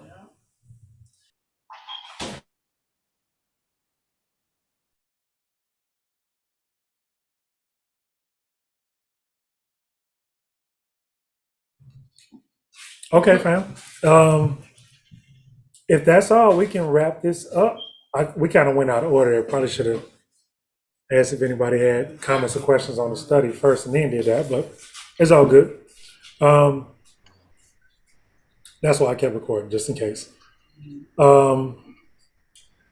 Thank you for all the work y'all putting in. It is really appreciated. Yes, It is always helpful to have more hands involved when trying to plan and organize that type of stuff. So that's very appreciated. And man, I pray it all works out and we have a blast. We usually do. Once we get where we're going and you know, get everything set up. Yeah, it's usually a blast. Okay, Akoti Latasha, I'm gonna mute myself. You got the mic. Come on up. Oh yeah, because I was waiting for the question portion. That's what I thought we was doing next. But I have. Let me. I wrote them all down. Give me a second. Oh, I was asking. So Abraham, when he purchased the land, and do you remember? Did y'all read in? I think it's either I think it was Jasher when they buried Jacob, and then the different tribes came. Was those tribes also from the sons of Abraham that was there during Jacob burial when they was fighting at the burial?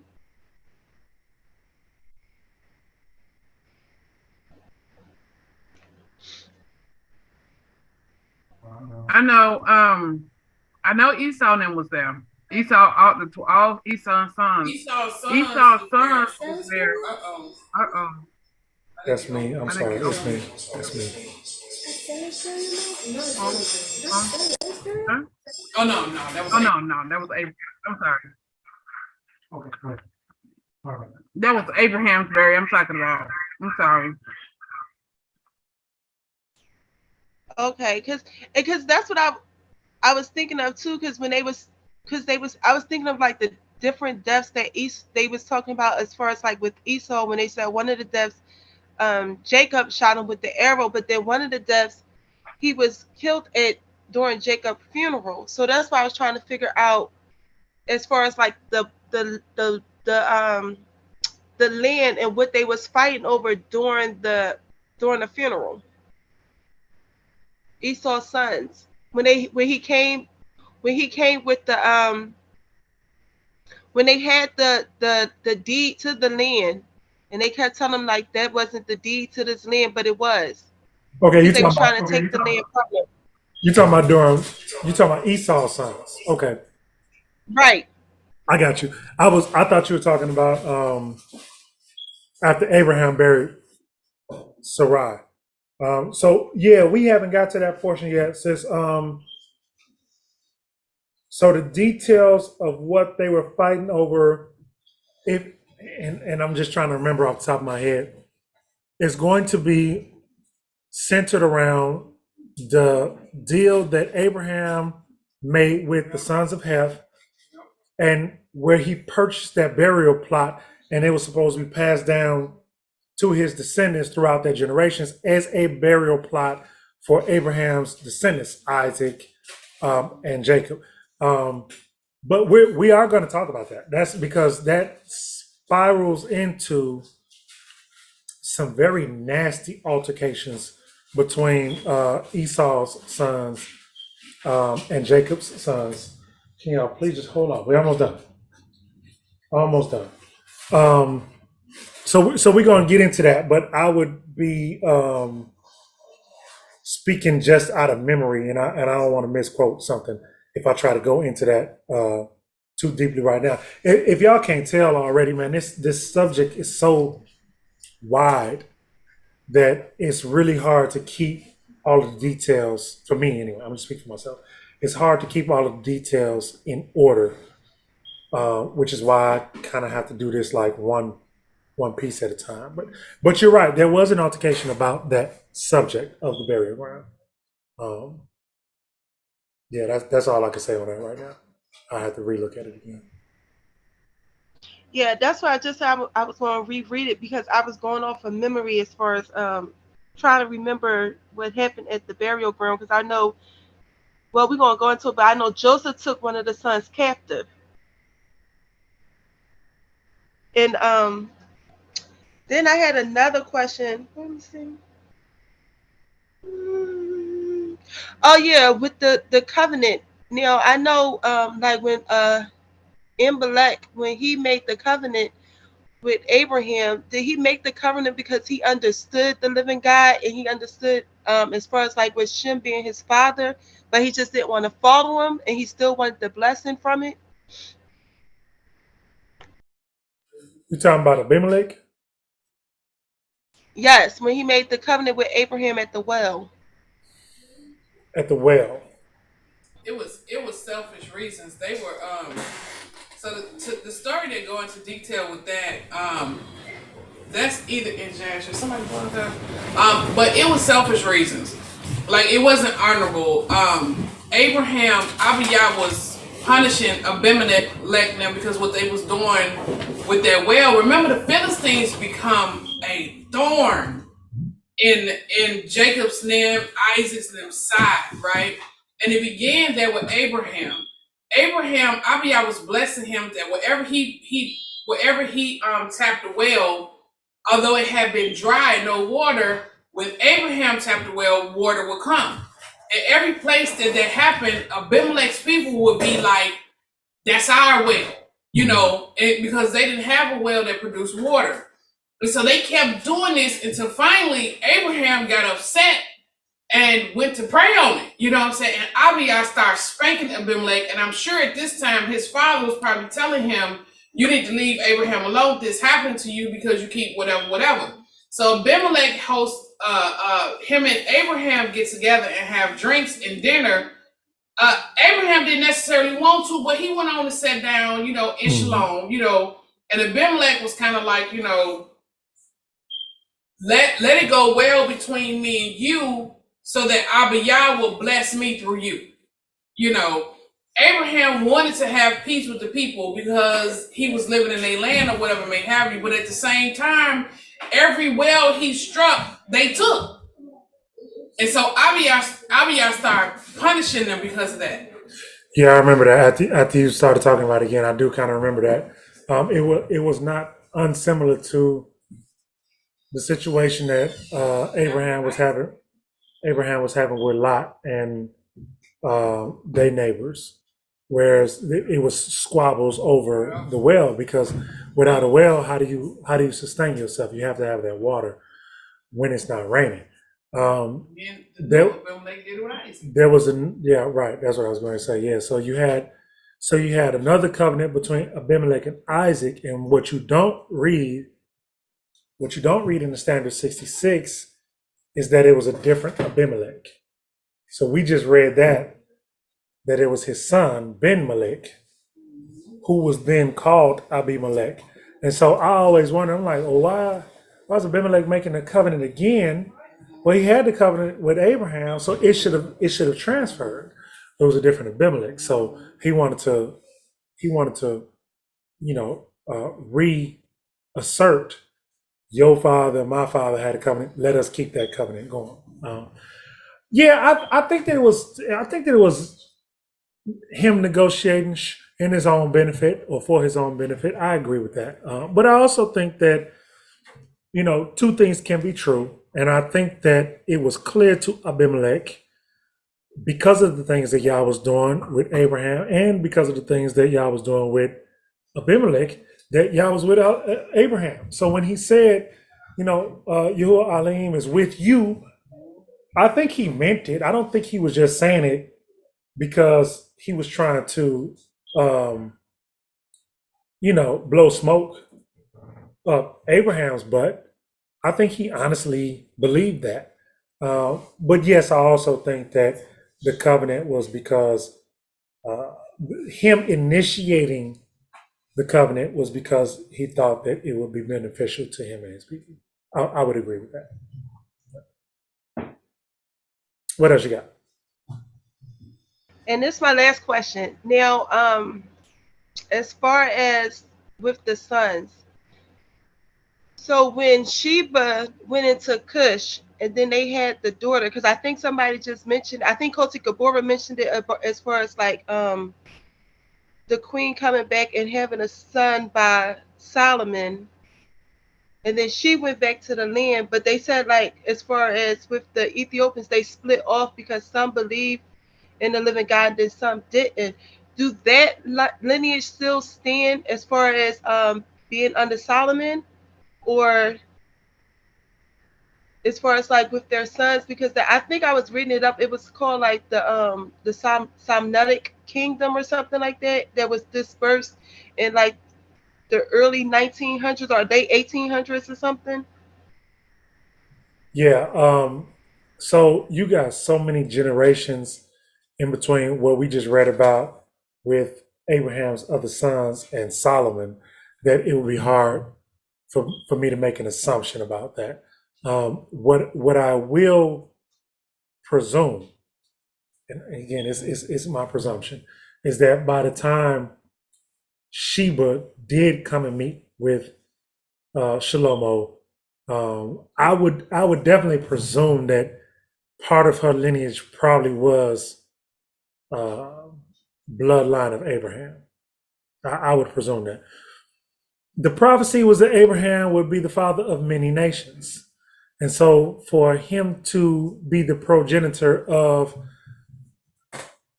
Ishmael and Midian and Dedan and all of them, for him to be the progenitor of those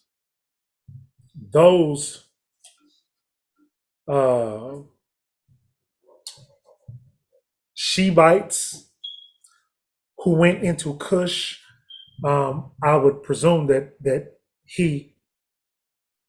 they were part of his progeny. However, we can't exclude the fact that Cush was the son of Ham. So who was there before they went there? Ham, right? And so now you're dealing with, again, just like the first woman that Abraham had a son with, she was Egyptian and he was Hebraic, right? So in the same way, now you're dealing with over in Cush, you have Hamites that are Cushites, and then you have some of Abraham's progeny going over there and intermingling with them.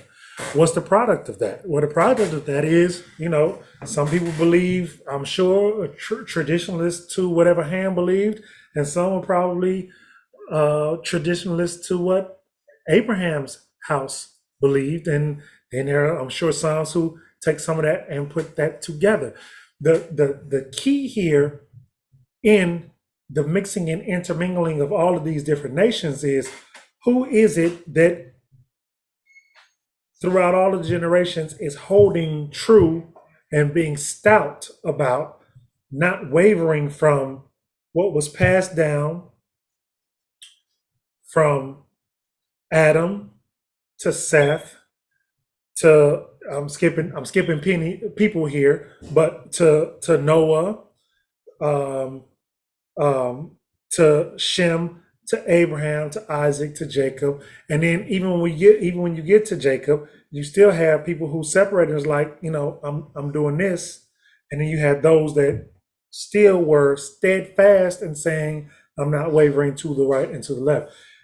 There's going to be a lot of mixing and mingling. Like, even if we compare that to us today, in all honesty, who of us can raise our hand and say, you are a purebred Jew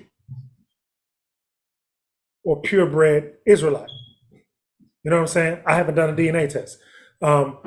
What's more important is whether or not you are keeping the beliefs, whether or not you are keeping the practices, whether or not you are following the law.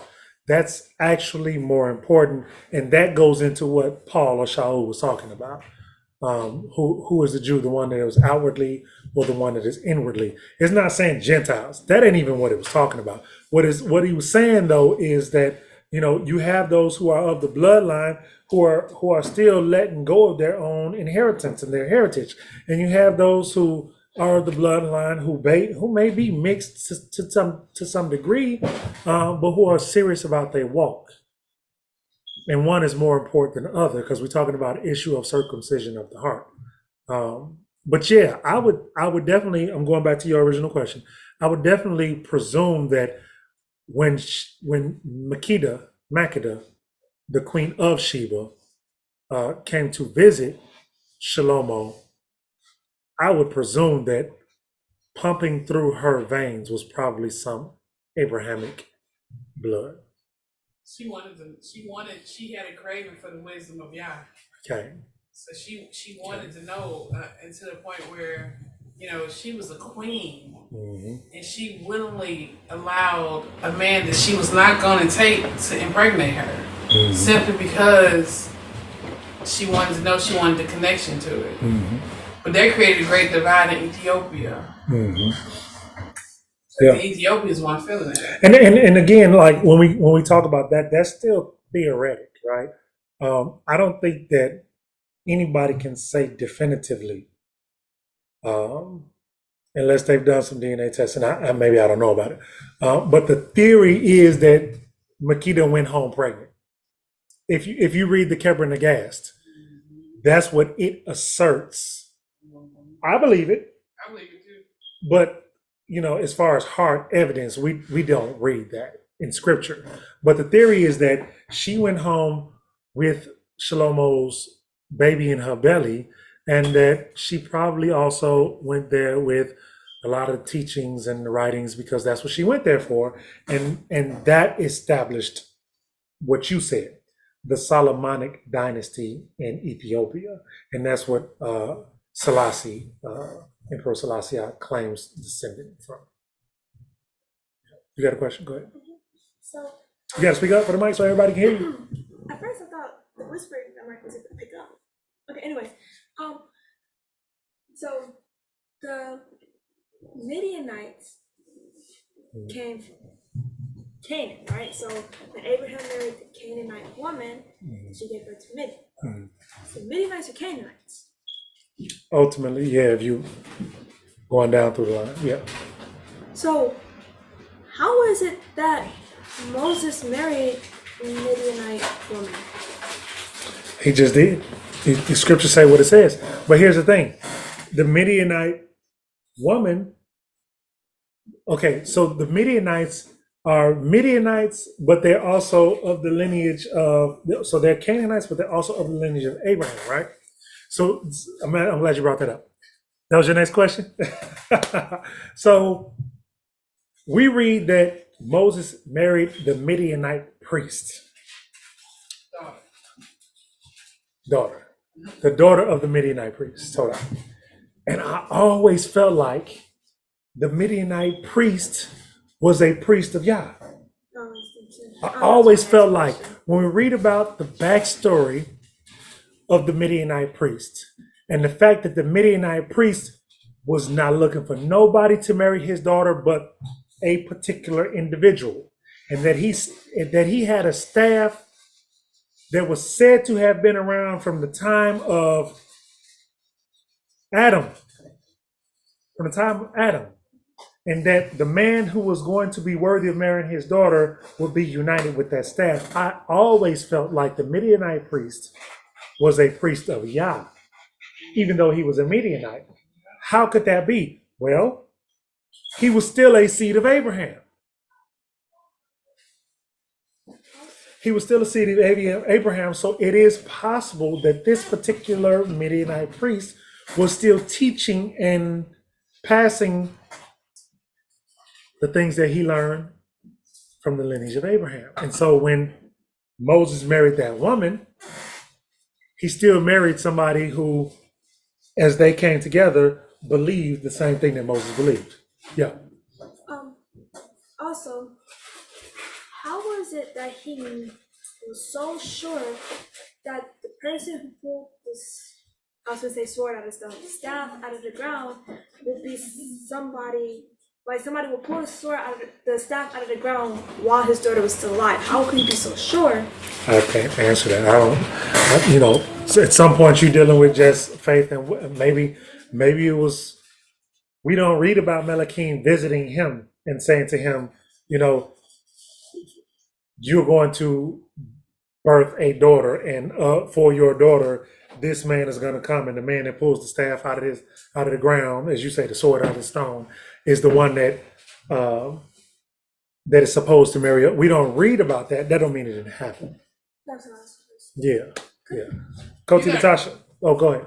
You gotta remember that was a different day. Like the earth was completely different during those times.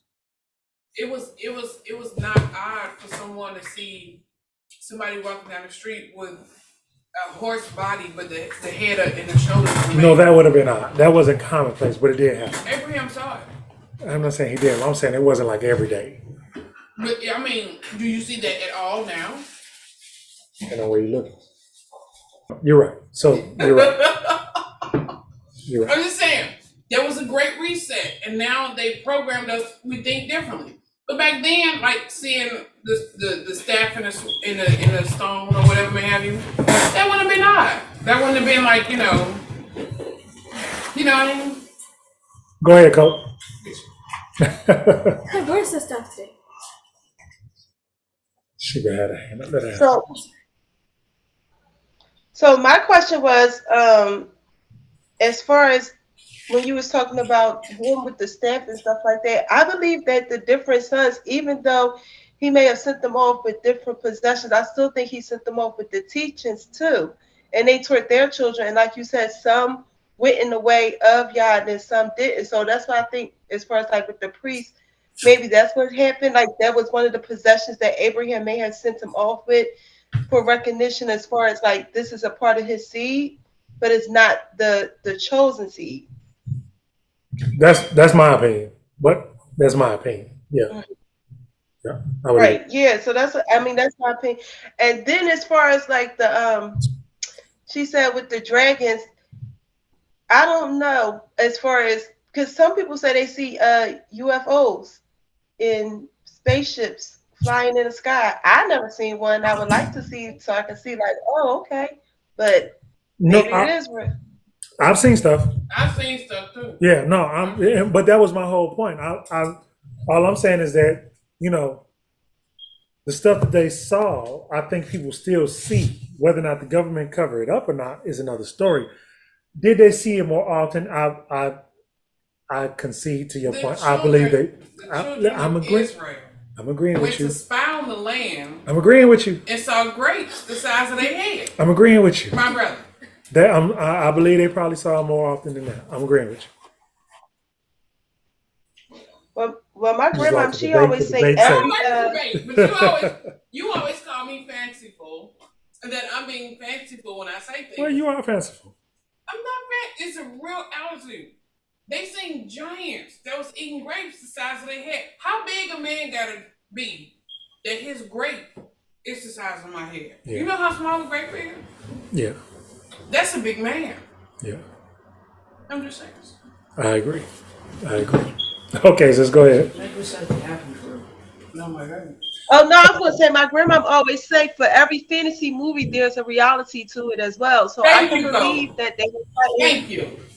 That's all I'm saying. Yeah, so she told us that all the time. She said they didn't just pull that out of thin air. So thank you. No, I agree with that. You know, I agree. Yep. But it's supposed to come full circle, right? I believe that. Yeah. I believe that. It's the days of Noah. Yep. Yep. That's what it's saying. When the soil when the soil is as fertile as it was back then, and when the rainwater is as pure as it was back then, and you get the mist coming up from the earth to water everything, even when it don't rain, and everything is perfect in the way that it should have been from the beginning. Yes. Yeah. I think you're gonna have grapes big enough to make you full again. One grape. So it didn't have nothing to do with the giants. Some genetically modifying the food. No, not the grapes. I don't think the grapes did. Back then? Nope. Because I think we had the same thing going on in the garden. Well, they did say Adam and Eve technically would have been considered giants. Yep. Yep. Anybody else?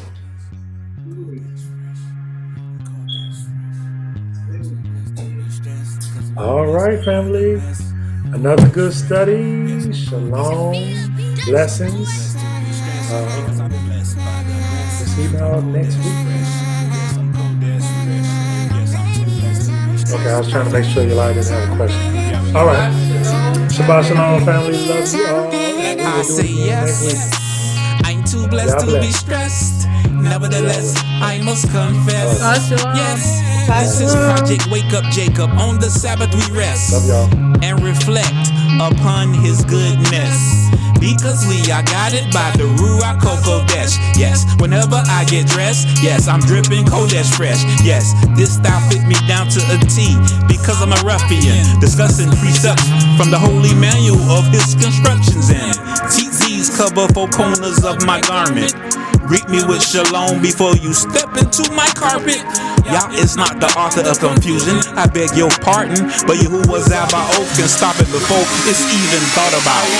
Think of me stressed because I've been blessed by the best. I'm Kodesh fresh. I'm Kodesh.